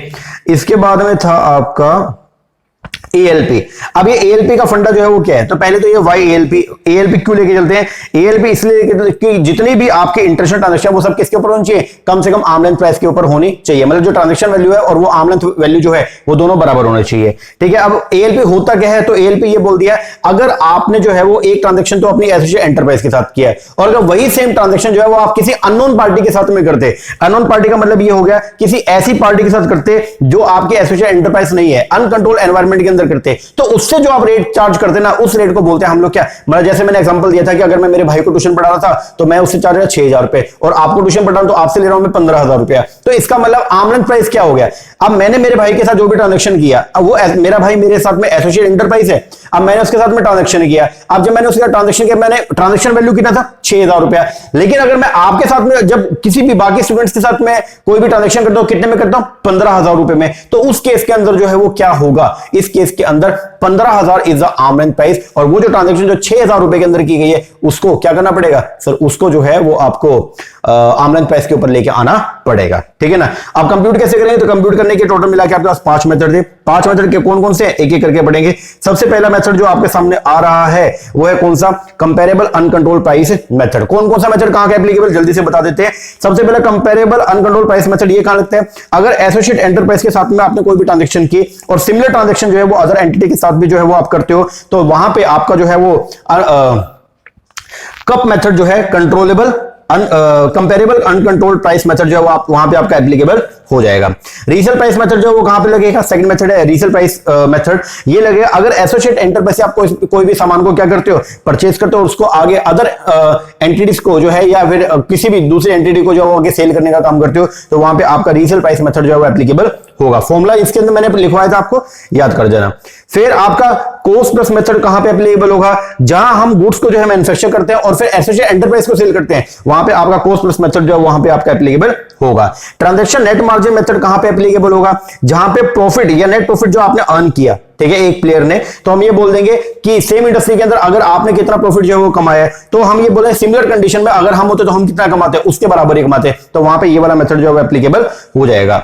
और लास्ट मेथड जो है ना वो कौन सा, आपका प्रॉफिट स्प्लिट मेथड। अगर हम जेवी के अंदर काम करते हैं, मतलब जॉइंट वेंचर के अंदर काम करते हैं, तो वहां पे आपका प्रॉफिट स्प्लिट मेथड जो है वो क्या होगा, एप्लीकेबल होगा। तो टोटल मिला के हमने यहां पे पढ़ा कि मेथड टोटल मिला के कितने हैं, 5 मेथड है। अब यहां पे जो है वो क्या बोलते हैं, देखो हमेशा एक ही मेथड को हम क्या करेंगे, लगाएंगे। अगर एक मेथड को लगाकर एक से ज्यादा एएलपी आ जाए, अगर एक ही मेथड को लगा के एक से ज्यादा क्या आ जाए, एएलपी आ जाए, तो फिर देखना पड़ेगा कैसे करेंगे उसको। अगर 5 या कम एएलपी आए हैं तो वहां पे जो सिंपल क्या अर्थमेटिक मीन कर देंगे, लेकिन अगर 6 या 6 से ज्यादा आ गया तो वहां पे जो है वो कौन सा कॉन्सेप्ट एप्लीकेबल हो जाएगा, रेंज कॉन्सेप्ट आ जाएगा। तो ये आपको मैंने बताया था कि क्या एक से ज्यादा एएलपी है, नहीं, एक से ज्यादा एएलपी नहीं है, तो एक ही एएलपी है तो वही आपका जो है वो वैल्यू हो जाएगा। लेकिन अगर एक से ज्यादा आ गए हैं तो फिर वहां पे चेक करते हैं कि 6 या 6 से ज्यादा है, तो फिर क्या हुआ सर, अगर 6 या 6 से ज्यादा है तो वहां पे लग जाएगा आपका रेंज कॉन्सेप्ट। और अगर 6 से क्या है, कम है, मतलब 5 है या 5 से कम है, तो वहां पे लगेगा आपको क्या करना पड़ेगा, जितने भी एएलपी उन सबका क्या करना पड़ेगा, अर्थमेटिक मीन करना पड़ेगा। अब यहां पे मैंने बताया था कि अगर एएलपी और ट्रांजेक्शन प्राइस में जो है वो डिफरेंस है और वो डिफरेंस ओनली 3% तक का है, तो ट्रांजेक्शन वैल्यू को ही आपको लेके चलना पड़ेगा, आपको उसको जो है एएलपी पे कन्वर्ट करने की जरूरत नहीं है। लेकिन अगर 3% से ज्यादा का अगर डिफरेंस आ गया तो फिर आपको उस ट्रांजैक्शन वैल्यू को जो है वो एएलपी के ऊपर लेके आना पड़ेगा। ठीक है जी। इसके बाद फिर हमने पढ़ा था ये कि किस केस के अंदर जो है आर्म लेंथ प्राइस जो है वो कौन असेसिंग ऑफिसर जो है वो कंप्यूट करता है। तो ये 4 केस थे। पहला केस कौन सा था, अगर असेसी फेल हो गया एएलपी को कंप्यूट करने में तो असेसिंग ऑफिसर करके दे देगा, या अगर जो डेटा यूज किया गया एएलपी को निकालने में अगर वो डेटा जो है वो क्या है रिलायबल नहीं है तो वहां पे भी जो है वो क्या होगा असेसिंग ऑफिसर जो है एएलपी कंप्यूट करके दे देगा। या document are not maintain by the assessee, अगर असेसी जो डॉक्यूमेंट्स को मेंटेन ही नहीं किया था तो वहां पे भी जो है एएलपी कौन निकाल के देगा असेसिंग ऑफिसर। एंड असेसी अगर फेल हो गया to furnish information document required by the in 92D तो वहां पे भी जो असेसिंग ऑफिसर जो है वो एएलपी निकाल करके दे देगा। इसके बाद था आपका टीआरसी। टीआरसी जो वो क्या बोलता है, अगर असेसिंग ऑफिसर को लगता है कि यार मेरे बस की बात नहीं रही कि मैं एएलपी कंप्यूट नहीं कर सकता तो वहां पे जो है वो रूल आएगा किसका, टीआरसी का, ट्रांसफर प्राइसिंग टीपीओ का, सॉरी टीआरसी बोल रहा हूं, टीपीओ का, ट्रांसफर प्राइसिंग ऑफिसर का। और टीपीओ जो है फिर क्या करेगा, अगर एओ को लगता है कंसिडर ही में रेफर तो वो क्या करेगा एएलपी का कंप्यूटेशन ट्रांसफर कर देगा किसको, टीपीओ को। ठीक है, TPO is the transfer pricing officer और वो पर्सन जो है वो क्या करेगा ट्रांसफर प्राइस निकाल करके देगा। ठीक है, अब टीपीओ जो है वो क्या करेगा सारा डेटा इकट्ठा करेगा, क्या करने के लिए, प्राइस एएलपी निकालने के लिए। तीसरे फिर आएगा आपका जब टीपीओ एएलपी का कंप्यूटेशन कर रहा होगा उसके अब एएलपी के कंप्यूटेशन करते हुए अगर कुछ और चीजें भी उसके सामने आएंगी तो वो उन सारी ट्रांजैक्शन को भी कंसीडर करके चलेगा। जो टीपीओ है जो ऑर्डर पास करेगा वो ऑर्डर फुल एंड फाइनल होगा और वो ऑर्डर जो एओ के ऊपर भी जो है वो बाइंडिंग होगा। और टीपीओ जो है उसको ये बोला गया है कि जिस दिन असेसमेंट हो जाए उससे 60 दिन के अंदर उससे 60 दिन पहले जो है वो आप एएलपी को कंप्यूट करके प्रोवाइड कर देंगे। तो ये है सेक्शन 92CA, ये डील करता है कि अगर मान लो एओ के बस की नहीं है, असेसिंग ऑफिसर के बस की नहीं है तो वो क्या करेगा उस मैटर को जो है रेफर कर देगा किसको, टीपीओ को। इसके बाद आएगा जी आपका ये safe harbour rule. Safe harbour rule जो है वो क्या बोलता है, ये बोलता है कि जर्नी या तो आप एएलपी निकाल लो, अगर आप एएलपी नहीं निकाल सकते हो तो हमने आपको ना एक परसेंटेज दे दिया, आप उतना परसेंटेज अगर शो कर दोगे तो हम आपसे जो है आपको एएलपी निकालने के लिए जो है वो इंसिस्ट नहीं करेंगे, वही परसेंटेज जो है हम आपकी इनकम मानने उसके ऊपर आपसे टैक्स चार्ज कर लेंगे। तो वो टोटल मिला के 5 केसेस। एक था आपका सॉफ्टवेयर डेवलपमेंट सर्विस, अगर मान लो एसएससी जो है वो सॉफ्टवेयर डेवलपमेंट सर्विस या आईटी सर्विस प्रोवाइड करने का काम कर रहे हैं तो वहां पे जो है रूल क्या था, अगर आपका जो टोटल इंटरनेशनल ट्रांजैक्शन जो वैल्यू है अगर वो 100 करोड़ रुपए तक है तो 17% कम से कम आप प्रॉफिट शो कर देना, और अगर 100 से ऊपर है और 200 करोड़ रुपए तक है तो कितना 18% कर देना। अगर 200 से ऊपर हो गया ट्रांजैक्शन वैल्यू, अगर पूरे साल में 200 से ऊपर हो गया एसोसिएट एंटरप्राइज के बीच में तो वहां पे जो है वो क्या होगा, सेफ हार्बर रूल जो है वो आपका एप्लीकेबल नहीं होगा। सेकंड जो है वो क्या था जी आपका केपीओ। अगर आप जो है वो केपीओ के मतलब सर्विसेज जो है वो प्रोवाइड कर रहे हो तो उस केस के अंदर ये बोला गया कि अगर मान लीजिए अगर आपका एम्प्लॉय कॉस्ट है वो टोटल ऑपरेटिंग खर्चों के 40% तक एम्प्लॉय कॉस्ट तो फिर 18%, और 40% से कम है और 40% या उससे ज्यादा लेकिन 60% से कम है तो 21%, और अगर 60% जो उससे ज्यादा है तो फिर आपको 24% जो है वो क्या करना पड़ेगा, 24% आपको अपना अपना प्रॉफिट जो है शो करना पड़ेगा, उसके ऊपर आपको टैक्स पेमेंट करना पड़ेगा। इसके बाद था जी अगला कौन सा, R&D। अगर मान लीजिए आप जो है वो R&D की सर्विसेज जो है वो प्रोवाइड करते हो तो उस केस के अंदर जो है, और अगर आपने पूरे साल में एसोसिएट एंटरप्राइज को सिर्फ 200 करोड़ रुपए तक की जो है वो R&D का सर्विस प्रोवाइड किया तो उस केस में कम से कम 24% जो है वो आपको प्रॉफिट जो है वो दिखाना पड़ेगा, उसके ऊपर आपको टैक्स पेमेंट करना पड़ेगा। फिर था manufacture and export the core auto component. Core auto component की अगर बात करते तो वहां पे जो है ये बोला गया कि आपको जो है कम से कम 12% प्रॉफिट जो है वो दिखाना पड़ेगा, और अगर नॉन कोर ऑटो कंपोनेंट की बात करते तो कम से कम 8.5% जो है वो आपको प्रॉफिट शो करना पड़ेगा। तो ये आपका safe harbour rule. Safe harbour rule basically यही बोलते हैं कि अगर मान लो आप एएलपी को कंप्यूट नहीं कर रहे हो तो हम बोलेंगे ठीक है मत करो, हम आपको एक परसेंटेज देते हैं, उस परसेंटेज के हिसाब से आप जो है वो पेमेंट कर देना तो आपको जो है आपको टीपी के प्रोविजन से मुक्त कर देंगे। इसके बाद है G maintenance of the books of accounts. आपको जो है वो क्या, अगर आपकी ट्रांजैक्शन इंटरनेशनल ट्रांजैक्शन जो 1 करोड़ से ज्यादा है तो फिर आपको जो है वो क्या करना पड़ेगा, आपके लिए जरूरी है कि आपको बुक्स ऑफ अकाउंट्स को मेंटेन करना पड़ेगा और कम से कम 8 साल तक उसको मेंटेन करना पड़ेगा। अगर नहीं करोगे तो फिर क्या होगा, फिर प्रोविजन आ जाएंगे किसके, डिफॉल्ट के। अब वो क्या बोलता है कि अगर मान लो आप जो है वो फेल हो गए क्या करने में, डॉक्यूमेंट को मेंटेन करने में या रिपोर्ट ट्रांजैक्शन करने में, या फेल हो गए टू मेंटेन और फर्निश द करेक्ट इन्फॉर्मेशन तो 2% ऑफ द करंट वैल्यू के हिसाब से आपके ऊपर पेनल्टी लगेगी। अगर आप फेल हो गए to furnish information and document country by country reporting तो फिर 5 लाख रुपए तक की पेनल्टी लगेगी। और अगर फेल हो गए टू फर्निश द इंफॉर्मेशन जो आपको मांगी गई थी, ठीक है, इंफॉर्मेशन जो आपसे मांगी आपने उसको फर्निश नहीं किया तो फिर 2% ऑफ ट्रांजैक्शन वैल्यू आपके ऊपर पेनल्टी लगेगी। और अगर फेल हो गए to furnish report of the CA as per the section 92E तो 1 लाख रुपए की आपके ऊपर पेनल्टी प्रोविजन लगेंगे। ये आपको लर्न करना पड़ेगा, थोड़ा एक बार देख लीजिएगा। तो ये था आपका टीपी का provision. TP is the transfer pricing, वो लगता है किसके ऊपर है, एसोसिएट एंटरप्राइज के ऊपर। ओके जी सर, दो अपने चैप्टर हो गए। अब आते हैं अपना आज का नया chapter, it is the corporate tax. Planning. अगर बात करेंगे टैक्स प्लानिंग का, ठीक है, सबसे पहले तो ये आता है टैक्स प्लानिंग क्या है। अगर मान लीजिए आप with in the four corners of the income tax act के अंदर रहते हुए, इनकम टैक्स एक्ट के प्रोविजंस को फॉलो करते हुए अगर आप अपनी टैक्स लायबिलिटी को क्या करते हो, रिड्यूस कर लेते हो, तो उसको बोलते हो आप लोग क्या, मतलब आप इनकम टैक्स के बेनिफिट्स को इस्तेमाल करते हुए जो है वो क्या करते हो, अपने टोटल टैक्सेबल लायबिलिटी को जो है वो क्या करते हो, रिड्यूस कर लेते हो, उसको बोलते हैं हम लोग क्या, टैक्स प्लानिंग। तो टैक्स प्लानिंग का मतलब जो है वो क्या, to plan about the taxes. Tax planning का मतलब जो है वो क्या हो गया, to plan about the tax. अब ये देखो एक बार, ठीक है, to reduce the tax burden of the assessee by following the provision of the income tax law. तो इनकम टैक्स लॉ के प्रोविजन को फॉलो करते हुए और क्या करना, टैक्स बर्डन को रिड्यूस करना, उसको बोलते हैं हम लोग क्या, टैक्स प्लानिंग। अब कैसे करते हो आप लोग, तो असेसी यहां पे एडवांटेज लेते हैं किसका, various deduction rebate to bring down the liability of the taxes, इसको बोलते हैं हम लोग क्या, टैक्स प्लानिंग। तो टैक्स प्लानिंग बेसिकली जो है वो क्या होता है, टैक्स प्लानिंग के लिए ये बोला जाता है, टैक्स प्लानिंग एक साइंटिफिक तरीका है क्या करने का, रिड्यूस करने का tax liability, taking the benefit of the tax exemption, tax incentive, doing the work with honesty according to the government policy, इसको बोलते हैं हम लोग क्या, टैक्स प्लानिंग। अब क्या क्या एसेंशियल है टैक्स प्लानिंग के, तो यहां पे ये बोला गया सबसे पहले क्या क्या क्या कैरेक्टरिस्टिक है। Number 1, tax planning legally recognise है, गवर्नमेंट ने बोला है अगर आप उन प्रोविजन को फॉलो, डिडक्शन आप अवेल करोगे, एग्जेम्पशंस को अवेल करोगे तो वो लीगली रिकॉग्नाइज है। दूसरा, टैक्स प्लानिंग की वजह से जो है टैक्स लायबिलिटी रिड्यूस होती है, yes. Tax planning moral practice है, बिल्कुल सही बात है। टैक्स प्लानिंग में आता है planning of income, expenditure, investment, बिल्कुल आता है। टैक्स प्लानिंग जो है वो गवर्नमेंट पॉलिसी के हिसाब से होती है, yes. Tax planning continue process है, लगातार चलते रहता है, यस। टैक्स प्लानिंग जो साइंटिफिक नेचर का है जी, क्योंकि ये साइंटिफिक टेक्निक है, बहुत सारे इसके अंदर मेथड दिए गए हैं। उसके बाद में there are certain form of tax planning, अलग अलग तरीके से होती है जी, बिल्कुल होती है, अलग अलग हेड ऑफ इनकम में दिया हुआ है। फिर available exemption, rebate, deduction, incentive are based on the tax planning, yes. Tax planning जो है वो शॉर्ट टर्म भी होता है, लॉन्ग टर्म भी, yes. Tax planning bring increase in income, क्या टैक्स प्लानिंग की वजह से जो है वो इनकम इंक्रीज होती है, तो यस, क्योंकि टैक्स प्लानिंग अगर हो जाएगा, टैक्स कम लगेगा तो उसकी वजह से आप और भी अच्छे से काम करोगे तो आपका इनकम जो है वो क्या होगा, एक्सीड होगा। एंड टैक्स प्लानिंग जो एक पॉजिटिव अप्रोच है, यस। इंपोर्टेंस क्या है इसका टैक्स प्लानिंग का, तो उसके लिए ये बोला गया कि टैक्स प्लानिंग की वजह से आपका टैक्स लायबिलिटी क्या होगा, रिड्यूस होगा। रेगुलर जो है वो इंक्रीज होगा, गवर्नमेंट का रेवेन्यू भी लगातार बढ़ेगा, क्योंकि अब लोग छुपाएंगे नहीं इनकम को, जब टैक्स से कम लग रहा है तो लोग छुपाएंगे नहीं, तो जो भी इनकम बनेगा उनका उसके ऊपर क्या पे करेंगे, टैक्स भी पे करेंगे, तो गवर्नमेंट का रेवेन्यू जो वो भी क्या होगा, इंक्रीज होगा। फिर कंट्री का प्रोग्रेस जो है वो धीरे धीरे क्या होगा, बढ़ेगा, सोसाइटी को भी क्या मिलेगा, बेनिफिट मिलेगा, और बैकवर्ड एरिया भी बढ़ेगा। क्यों, क्योंकि बहुत सारी एरिया रिलेटेड एग्जम्पशंस होती है, जिसके अंदर ये बोला गया कि अगर आप अपनी फैक्ट्री रूरल एरिया के अंदर सिचुएटेड करोगे तो आपको बेनिफिट मिलेगा। अब अगर आपने अपना फैक्ट्री रूरल एरिया में सिचुएट कर लिया तो बैकवर्ड एरिया का भी तो प्रोग्रेस हो गया और आपको बेनिफिट मिल गया, यस। तो ये सब उसके बेनिफिट है। ऑब्जेक्टिव तो आपको मैंने बता दिया अभी।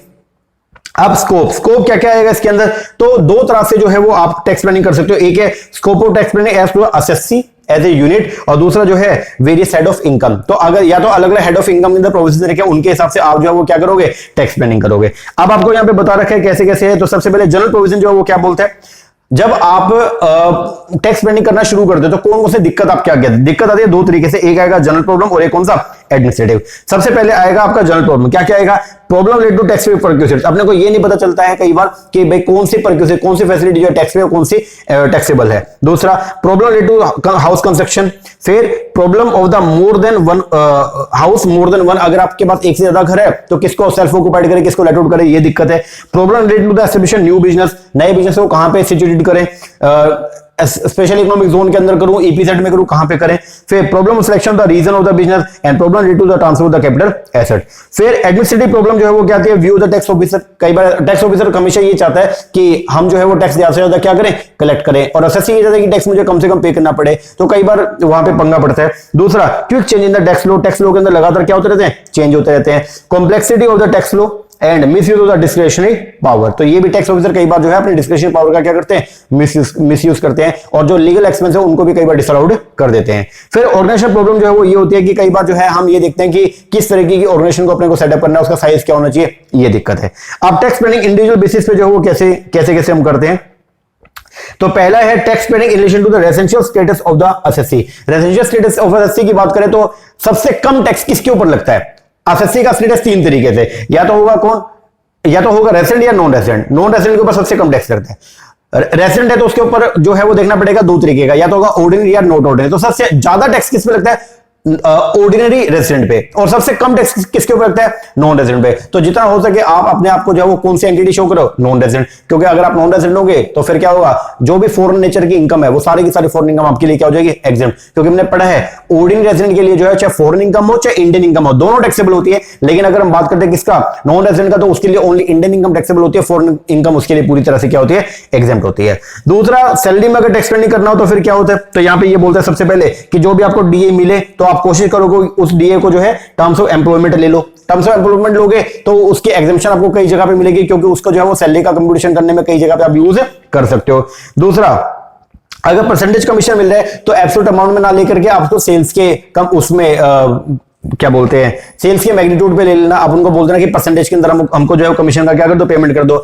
मेडिकल अलाउंस लेने के बजाय जो है क्या कर लो? मेडिकल फैसिलिटी ले लो। मतलब ये सैलरी हेड के अंदर जो भी आपको रिलीफ मिलती थी उनका बेनिफिट उठा के जो है वो आप क्या कर सकते हो? अपने इनकम टैक्स की जो लायबिलिटी है उसको आप रिड्यूस करवा सकते हो। फिर वही बोलता है कि आपका जब हाउस प्रॉपर्टी में देखोगे तो आप ये देखो कि जब भी आप घर को बनाना है तो खुद का पैसा यूज ना करके लोन लो, क्योंकि अगर आप लोन लोगे तो उससे बेनिफिट ये मिलेगा, उस लोन के ऊपर जितना भी इंटरेस्ट आएगा उस इंटरेस्ट को जो है वो आप क्लेम कर सकते हो, ठीक है, रिडक्शन के तौर पे। दूसरा ये है सेल्फ रेजिडेंस जो है ना, तो आप क्या करो, अगर आपका एक से ज्यादा घर है तो या दो से ज्यादा घर है तो आप एक काम करो कि जिस घर की वैल्यू सबसे ज्यादा आ रही है उस घर को जो है वो आप क्या कर लो? सेल्फ ऑक्युपाइड कर लो। तीसरा, लोन बनाने के लिए जब भी घर बनाने के लिए जब भी आपको लोन चाहिए तो वो लोन कभी भी जो है वो अपने फ्रेंड से लेना, क्योंकि उनका रिडक्शन नहीं मिलेगा। आप लोन लो किसी रिकॉग्नाइज्ड अप्रूव्ड इंस्टीट्यूशन से, लाइक बैंकों से लोन लो। और सेल्फ ऑक्युपाइड, अगर आपने घर को सेल्फ ऑक्युपाइड किया हुआ है और अगर पार्ट ऑफ द ईयर भी अगर उसको लेट आउट कर दोगे तो पूरे साल के ऊपर आपको टैक्स पे करना पड़ेगा, तो ऐसा मत करो, ठीक है। मतलब जो सेल्फ ऑक्युपाइड घर है उसको जो है पार्टली जो है वो लेट आउट मत करो। इस तरीके से आप जो है वो हाउस प्रॉपर्टी के अंदर जो है वो टैक्स प्लानिंग कर सकते हो। फिर tax planning in relation to the profit and gain from the business head, तो इसमें जो है सबसे पहले आप वाइजली फॉर्म ऑफ बिजनेस को क्या करो? सिलेक्ट करो, क्योंकि आपको मालूम है कि भाई कंपनी के ऊपर जो है वो टैक्स का रेट जो है फॉरेन कंपनी सबसे ज्यादा है, इंडियन कंपनी पे टैक्स रेट थोड़ा सा कम है, पार्टनरशिप पे भी 30% का टैक्स रेट है, और इंडिविजुअल बेसिस पे करते हो तो टैक्स रेट और भी कम। तो सबसे पहले ये देखो कि आपका फॉर्म ऑफ बिजनेस क्या रखना है, इंडिविजुअल कैपेसिटी में काम करना है या कंपनी बना के काम करना है, सोसाइटी बना के काम करना है, एओपी, क्योंकि हर एक के ऊपर जो है वो टैक्स का बर्डन जो है वो क्या है? अलग अलग है। फिर पार्टनरशिप फर्म के अंदर अगर आपने एम्प्लॉय को जो है वो मैनेजर आपको अपॉइंट करना चाहिए, क्यों? क्योंकि रेम्युनरेशन उसको जो आप पे करेंगे तो उसके आप डिडक्शन भी जो है वो आप क्लेम कर सकते हो पीएनएल अकाउंट में। दूसरा, जितना हो सके आप अपने जो इंस्टीट्यूशन है, अगर आपका वो मैन्युफैक्चरिंग प्लांट है तो उसको रूरल या बैकवर्ड एरिया के अंदर आपको जो है वो सेटअप करना चाहिए, क्योंकि वहां पे एरिया वाइज डिडक्शन आपको अवेलेबल हो जाएगा। किसी भी मशीन को अगर आप बिजनेस में लेके आते हो तो 180 दिन कम से कम आप उसको जो है यूज करोगे, ताकि पहले ही साल में पूरे साल का आपको डेप्रिसिएशन जो है वो क्लेम हो जाए। कैपिटल गेन के लिए जो ये बोला गया कि जितना हो सके जो एसेट्स है उसको आप जो है वो लॉन्ग टर्म करके बेचो, क्योंकि लॉन्ग टर्म कैपिटल गेन जो है वो कुछ केसेस में क्या उस कंसेशन रेट भी और एग्जेम्प्ट भी है। दूसरा, सेक्शन 54 की रिडक्शन को पूरी तरह से जो है वो क्या करें? क्लेम करें। अदर सोर्स में ये बोला गया कि पैसा इन्वेस्ट ऐसी जगह पे करें जहां से आने वाला जो इंटरेस्ट है वो क्या हो? टैक्स फ्री हो। दूसरा, ये बोला गया कि टीडीएस के प्रोविजन को जो है फुली क्या करना चाहिए? आपको ध्यान देना चाहिए, ठीक है। इसके बाद जीटीआई के अंदर यह है कि सेक्शन 80C से लेकर के 80U तक की जितनी भी रिडक्शन है आपको उनको क्या करना चाहिए? क्लेम करना चाहिए। तो इस तरीके से आप जो है वो क्या करोगे? टैक्स प्लानिंग करोगे। तो टैक्स प्लानिंग बेसिकली क्या है? With in the 4 corners of the law, कानून के अंदर रहते हुए अगर हम लोग जो है कानून के अंदर जो कुछ प्रोविजन, उन प्रोविजन का बेनिफिट उठा करके अगर हम लोग जो अपने टैक्स की लायबिलिटी को रिड्यूस करते हैं तो उसको बोलते हैं बेसिकली हम लोग क्या? Tax planning. फिर अगर टैक्स अवॉइडेंस क्या है, तो टैक्स अवॉइडेंस क्या होता है? इसकी वजह से भी टैक्स लायबिलिटी आपकी रिड्यूस होती है, लेकिन ये इतना मोरल नहीं है। इसके अंदर हम ऐसा नहीं कि रूल तोड़ते हैं, हम रूल नहीं तोड़ते, लेकिन अगर मान लो कानून के अंदर जो है वो कुछ क्या है, अगर लॉ के अंदर जो है वो कुछ कमियां हैं, उस कमी का हम लोग फायदा उठाकर अपने टैक्स लायबिलिटी को रिड्यूस कर दे तो उसको बोलते हैं हम लोग क्या? Tax avoidance. तो टैक्स अवॉइडेंस क्या है? When an assessee bring reduction the tax liability by following the legal provision of the income tax act and taking advantage of the weakness of the law, मतलब कानून के अंदर कोई जो है वो लूप होल था, उस लूप होल का बेनिफिट उठा लिया, कानून नहीं तोड़ा मैंने, लूप होल का बेनिफिट उठा के अगर हम लोग जो है वो क्या करते अपनी टैक्स लायबिलिटी को रिड्यूस करते तो उसको बोलते हैं हम लोग क्या बोलते हैं? Tax avoidance. अब टैक्स अवॉइडेंस के बारे में कुछ खास बातें जो है बताई गई कि इसके अंदर क्या करते हैं? No negligence of the tax provision, tax provision को तो नहीं तोड़ा। दूसरा, एडवांटेज उठाते हैं किसका? Weakness of the tax law. तीसरा, टैक्स अवॉइडेंस जो वो क्या है? टेम्परेरी नेचर का है। टैक्स अवॉइडेंस आपका इलीगल है। Tax avoidance is not in the interest of the individual society nation. Tax avoidance give birth to the black money. In tax avoidance all fact are bought through the manipulation and wrong से, so the real fact जो है वो आपको पता नहीं चलेंगे। और government अगर चाहे तो रिट्रोस्पेक्टिव अमेंडमेंट ला के जो है जितना भी आपने टैक्स को क्या किया आपने बचाया था वो सारा आपसे रिकवर कर सकती है। फिर आएगा टैक्स इवेजन। टैक्स इवेजन जो है वो क्या, कानून को तोड़ करके टैक्स लायबिलिटी को रिड्यूस करना is known as tax evasion. Basically tax की क्या करना, चोरी करना। तो चोरी का मतलब यहां पे क्या, कई बार हमने ऐसा सुना कि इसका तो 2 नंबर का काम है। 2 नंबर का काम का मतलब ये बेसिकली अनअकाउंटेड काम है, मतलब उसके ऊपर जो है वो आप टैक्स का पेमेंट नहीं कर रहे हो। तो टैक्स इवेजन बेसिकली क्या हो गया, जब एक एसेसी कंसील कर ले, छुपा लेता है अपने इनकम को, और टैक्स जो उसने पे करना था उसको क्या कर ले, सेव कर लेता है, तो उसको बोलते हैं हम लोग क्या, टैक्स इवेजन। अब टैक्स इवेजन के एग्जांपल कुछ यहां पे बता रखे हैं। क्या, सबसे पहला, An individual engaged in private tuition or coaching does not pay tax on the income of the such sources। या डॉक्टर जो है does not show the income जो उसने एंगेज किया, कोई कहीं प्राइवेटली जो है वो प्रैक्टिस करा था और वहां से कुछ इनकम कमा लिया। या अगर मान लो आपने कोई ब्राइब ले लिया, ठीक है, इस तरीके से आपने जो भी अगर आपने इनकम कमाया और जिसका आपने रिकॉर्ड पेश नहीं किया, मतलब इस इनकम को आपने क्या कर लिया, कंसील कर लिया, तो उसके बाद जितना भी टैक्स बनता था वो टैक्स आपने चोरी कर लिया, उसको बोलते हैं हम लोग क्या, टैक्स इवेजन। ओके, अब करेक्टरस्टिक बता रखे टैक्स इवेजन क्या है। टैक्स इवेजन जो है वो टैक्स से चोरी है। दूसरा, कंप्लीटली इलीगल और ये पनिशेबल क्राइम है। तीसरा जो है टैक्स इवेजन जो है वो उसकी वजह से ब्लैक मनी जो है वो क्या होती है, जन्म लेती है अपनी इकोनॉमी के अंदर। फिर करेक्ट और रियल फैक्ट जो है वो छुप जाते हैं। डिसऑनेस्टी जो है, डिसऑनेस्टी शो करता है ये। फिर इकोनॉमिक ग्रोथ बहुत ज्यादा होता है गवर्नमेंट को। फिर उसके बाद में growth and development is stop due to the tax evasion. Employment opportunity are going to be ended and tax evasion is hateful unpraisable work है। स्टेप क्या क्या है टैक्स इवेजन के, तो सबसे पहला या तो एसएससी क्या कर लेगा, कंसील कर लेगा इनकम को, या फॉल्स एक्सपेंडिचर शो कर देगा, या क्या करेगा, to show the less sale, या to show the false and artificial transaction, to show the artificial loss, to ask unjustified deduction, not to show the capital gain on the sale of asset, to produce false receipt of the donation on the advantage of 80G। तो ये सब तरीकों से जो है SSC जो है वो क्या करता है, टैक्स इवेजन करने का काम करता है। ठीक है जी, अब ये डिफरेंस दे रखा है, एक बार देख लीजिएगा। अब आएगा टैक्स मैनेजमेंट। ये क्या होता है, टैक्स प्लानिंग करने के लिए जो लॉ को आप फॉलो करते हो, जिन कंडीशंस को, जो इनकम टैक्स एक्ट के अंदर जो कंडीशन दिया गया उनको फॉलो करना, उसको बोलते हैं टैक्स मैनेजमेंट।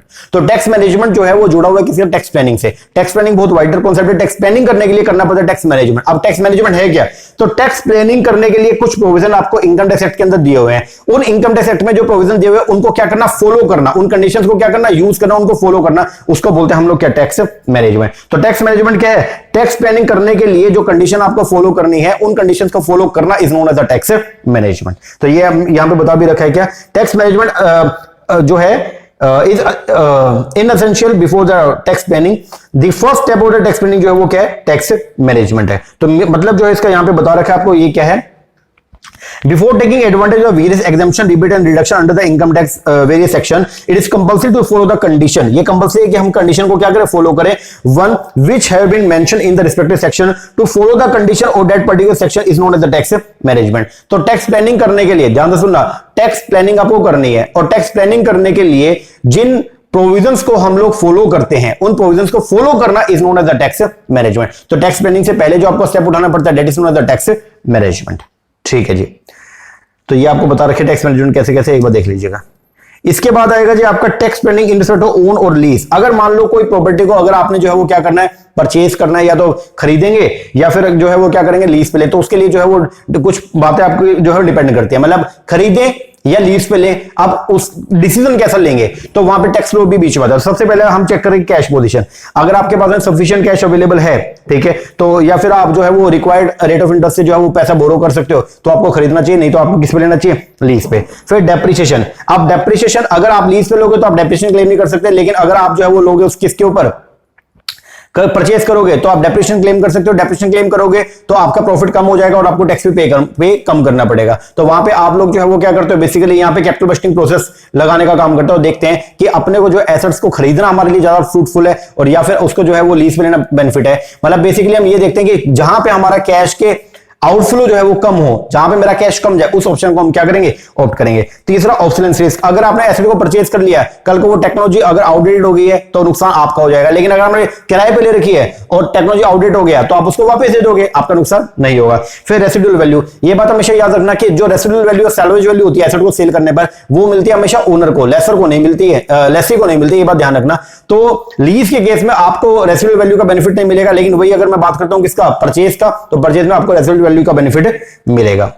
फिर प्रॉफिट मार्जिन, अगर मान लो प्रॉफिट मार्जिन जो है वो क्या है, लो है, तो बेटर है कि आप एसेट को क्या कर लो, परचेज कर लो। फिर कंसीडर करें प्रॉफिट आफ्टर टैक्स, हमेशा जब भी आप कोई भी डिसीजन मेकिंग करेंगे तो उसके ऊपर टैक्स का इंपैक्ट भी लेकर चलेंगे। अगर आप लीज रेंट देख रहे हो तो लीज रेंट को जो है वो क्या करना है, टैक्स का इंपैक्ट उसमें ले लेना। और अगर आप लोग जो है वो क्या कर रहे हो, अगर आप परचेज कर रहे हो तो जब भी इंटरेस्ट जब परचेज करोगे तो ओन्ड फंड का यूज मत करना, आप बोरोड फंड का यूज करना, क्योंकि अगर बोरोड फंड का यूज करोगे तो फिर उस केस के अंदर क्या होगा, आपको एक बेनिफिट मिलेगा किस चीज का, आपको टैक्स डिडक्शन मिल जाएगा, ठीक है ना। तो कंक्लूजन के अंदर बेसिकली ये है कि एसेट को ओन करे या लीज करे तो उसके लिए पहले आपको डिसीजन मेकिंग करना पड़ेगा। और डिसीजन मेकिंग कैसे होगा, सबसे पहले आप कैश आउटफ्लो जो है वो चेक करो, ठीक है। तो अगर आप जो है वो खरीदते हो तो आपका कैश आउटफ्लो जो है वो क्या क्या होगा, कैश आउटफ्लो एक तो होगा आपका लोन रीपेमेंट का और एक आपका होगा इंटरेस्ट लोन का, ठीक है। अब सिंस बोथ डेप्रिसिएशन और इंटरेस्ट लोन जो है वो टैक्स डिडक्टेबल है तो इसका आपको बेनिफिट भी मिलेगा, ठीक है ना।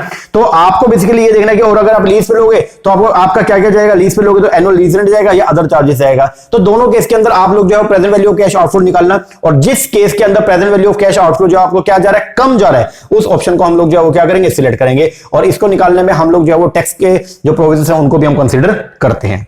फिर आएगा मेक और बाय। अगर मान लो आपके पास में एक ऑप्शन है, या तो आप किसी कंपोनेंट को खरीदो और या फिर कंपोनेंट को क्या करो, खुद से मैन्युफैक्चर करो। तो उसका डिसीजन लेने के लिए जो हम क्या क्या बातों को ध्यान रखते हैं, तो सबसे पहले हम देखते हैं कि क्या मैन्युफैक्चर इंफ्रास्ट्रक्चर फैसिलिटी आपके पास अवेलेबल है या नहीं है, क्या प्रेजेंट कैपेसिटी आपका फुली यूटिलाइज है या नहीं है, if in an additional unit is required for manufacture the required product, तो क्या एडिक्वेट फंड आपके पास अवेलेबल है या नहीं है, whether the product is available in the market easily, अगर मार्केट में इजीली अवेलेबल है तो आप खरीद ही लोगे उसको, if the cost of manufacture the product component is lower than the cost of purchase, तो फिर मैन्युफैक्चर करो। अगर प्रोडक्ट जो है वो मैन्युफैक्चर नहीं किया, उसको इंपोर्ट करना है, then import trade control regulation जो है उनको भी आपको ध्यान में रखना पड़ेगा, ठीक है। अब यहां पे भी टैक्स कंसिडरेशन देखोगे, बेसिकली ये जो रूल्स है ना, ये किसके हैं, ये आपके कोस्टिंग डिसीजन है।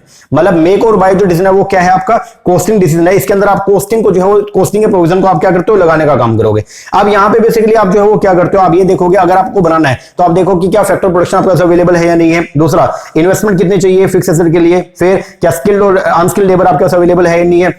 क्या सप्लायर आपके पास है या नहीं है। Existence of the idle capacity आपके ऑर्गेनाइजेशन के अंदर अवेलेबल है या नहीं है। ये सब बातों को ध्यान में रख के फिर हम डिसाइड करेंगे कि हम बनाए या ना बनाए। अब जब बनाए या ना बनाए तो उसके लिए बेसिकली टैक्स कंसिडरेशन को आपको जो है वो ध्यान में रखना है। जितने भी कैश के आउटफ्लोज आप लेके चलोगे वो सब में ये देख लेना कि क्या उनमें अपने को टैक्स बेनिफिट मिलेगा या नहीं मिलेगा। जैसे अगर हम बनाएंगे तो वो जो आइडल कैपेसिटी है उसका यूटिलाइजेशन करेंगे तो अपने खर्चे भी जो है वो क्या होंगे, बढ़ेंगे। तो अपने को बेसिकली ये देखना पड़ेगा कि हमारी टैक्स लायबिलिटी जो है वो उससे रिड्यूस होनी चाहिए, उसे बढ़े ना।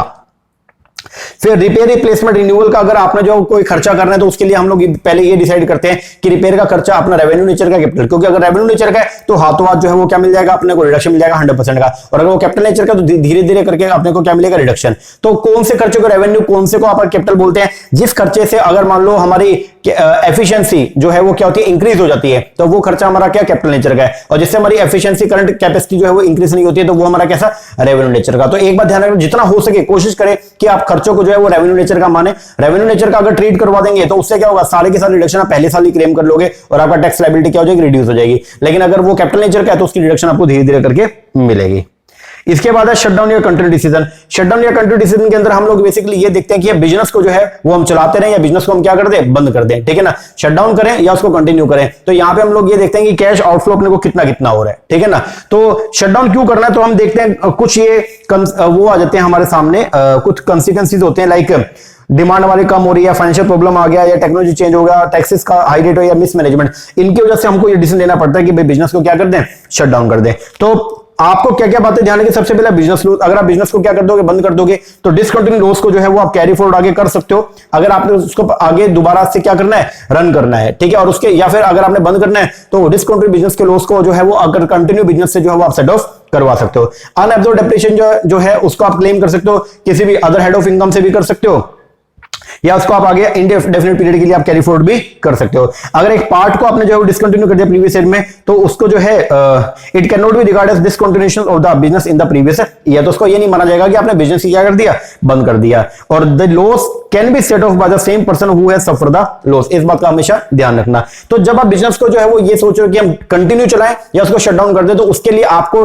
देखना पड़ता है कि अगर हम चलाएंगे तो हमारा खर्चा कितना आएगा, और अगर बंद करेंगे तो शटडाउन कॉस्ट अपनी कितनी आएगी, ठीक है। अगर शटडाउन कॉस्ट ज्यादा आ रही है तो फिर बेटर ऑप्शन क्या है कि बिजनेस को आप क्या करते रहो, रन करते रहो, ठीक है। और अगर शटडाउन कॉस्ट जो है वो कम है और ऑपरेटिंग करने का खर्चा अपना ज्यादा है, तो उस केस के अंदर हम लोग जो है वो क्या करेंगे, हम बिजनेस को क्या कर देंगे, शट डाउन कर देंगे, ठीक है ना जी सर। इस तरीके से हम टैक्स के जो प्रोविजन है उनको भी हम ध्यान में रखेंगे, ठीक है।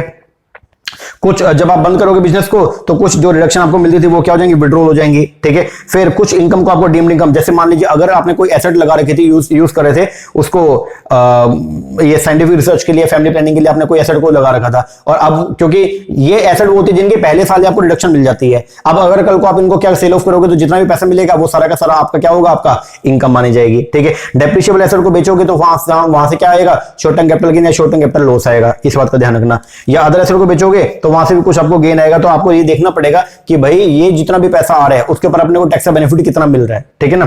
और फिर टैक्स प्लानिंग क्या करना पड़ेगा, जब आप अगर शटडाउन करोगे तो आपको स्टाफ को क्या करना पड़ेगा, रिटेंच करना पड़ेगा, उनको रिटेंचमेंट के नाम पे कंपनसेशन का जो है पेमेंट करना पड़ेगा, जो भी बोर्ड फंड है उनको पेमेंट करना पड़ेगा। और अगर कई बार ऐसा भी होता है कि जो आपने बिजनेस को डिसकंटिन्यू कर दिया तो कुछ आपके जो डेटर थे वो क्या हो जाएंगे, बैड डेट हो जाएंगे, उन प्रोविजंस को भी आपको ध्यान में रखना पड़ता है, ठीक है ना। तो ये सब बातें हैं जो आपको ध्यान में रखनी पड़ती है अगर आप ये डिसाइड करते हो कि बिजनेस को क्या करें, कंटिन्यू करें या फिर शट डाउन करें। तो ये जो आपका मेक और बाय हो गया या कंटिन्यू या शट डाउन हो गया, ये सब आपके कॉस्टिंग के हैं, लेकिन यहां पे इसलिए हम इसको यूज करते हैं, हम बेसिकली ये देखते हैं कि टैक्स का इंपैक्ट उनके ऊपर जो है वो क्या पड़ रहा है, ठीक है ना। तो टैक्स के इंपैक्ट में ये है कि अगर बिजनेस में शटडाउन करोगे तो कुछ एरिया वाइज रिडक्शन आपको दे रखी थी, कुछ बिजनेस की अलग से रिडक्शन आपको दे रखी थी, वो सारी रिडक्शन अब आपकी क्या हो जाएंगी, खत्म हो जाएंगी, और जो आपके लॉसेस थे उनको आप आगे कैसे कैरी फॉरवर्ड करोगे, ये डिसीजन अपने को जो है वो लेना पड़ता है। ओके जी सर, लो जी, ये हो गया जी आपका चैप्टर नंबर 3 आज का। अब आएगा next chapter, that is the applicability of MAT. MAT की बात करें तो मैट जो है वो क्या, मिनिमम अल्टरनेट टैक्स है। अब ये मैट जो है वो क्या बोलते हैं, देखो डोमेस्टिक कंपनी के ऊपर नॉर्मल टैक्स रेट जो है वो कितना है, 30% का, ठीक है। या कुछ कंपनी जिसकी अगर टर्नओवर जो है 2019-20 के अंदर जो है वो 400 करोड़ रुपए तक थी, तो उसके ऊपर टैक्स जो रेट है वो कितना, ओनली 25% का, ठीक है। प्लस में टैक्स के साथ में आपको पे करना पड़ता है सरचार्ज। अगर आपकी इनकम 1 करोड़ से एक्सीड कर जाए तो 7% का रेट है, और अगर आपकी इनकम 10 करोड़ से एक्सीड कर जाए तो फिर आपका 12% के रेट से आपको सरचार्ज का जो है पेमेंट करना पड़ेगा, और साथ में आपको जो 4% की रेट से जो है HECB क्या करना पड़ेगा, पे करना पड़ेगा। अब यहां पे जो हम लेके आए मैट को, जो लेके आए तो उसका क्या था, मतलब इसका रैशनलाइज क्या था मैट के पीछे, तो ये बोला गया कि कंपनी जो है वो रिपोर्ट करती है कई बार क्या, ह्यूज प्रॉफिट, डिक्लेयर करते हैं अट्रैक्टिव डिविडेंड, अवेल करते हैं टैक्स हॉलिडे, टैक्स कंसेशन, और पे करते हैं जीरो या नेग्लिजिबल टैक्स। इसकी वजह से जो है वो क्या होता है कि गवर्नमेंट को रेवेन्यू का जो है वो लॉस हो रहा है। तो गवर्नमेंट ने ये बोल दिया, मैट का प्रोविजन लेके आए, MAT was introduce to make the zero tax company contribute to minimum sum of tax. और मैट में ये बोल दिया कि अगर मान लो आपकी जो टैक्सेबल इनकम है वो मैट की इनकम से जो है, मतलब आपकी जो टैक्स लायबिलिटी, सीधा आपका जो टैक्स लायबिलिटी जो है वो अगर मैट की लायबिलिटी से जो है वो क्या आ गया, कम आ गया, तो आपको मैट का टैक्स है वो पे करना पड़ेगा। और जितना आप मैट का टैक्स अभी आप पे कर दोगे उसका फ्यूचर के अंदर जो है वो क्या ले लेना, आप जो है उसका क्रेडिट अवेल कर लेना। मतलब मिनिमम अल्टरनेट टैक्स बेसिकली ये बोलता है कि कम से कम इतना टैक्स का जो है वो पेमेंट तो आपको करना ही करना पड़ेगा। अब किसके ऊपर एप्लीकेबल है, हर company, every company including the foreign company जिसका पी जो है वो कहां पे, इंडिया के अंदर है, या company being a unit located in the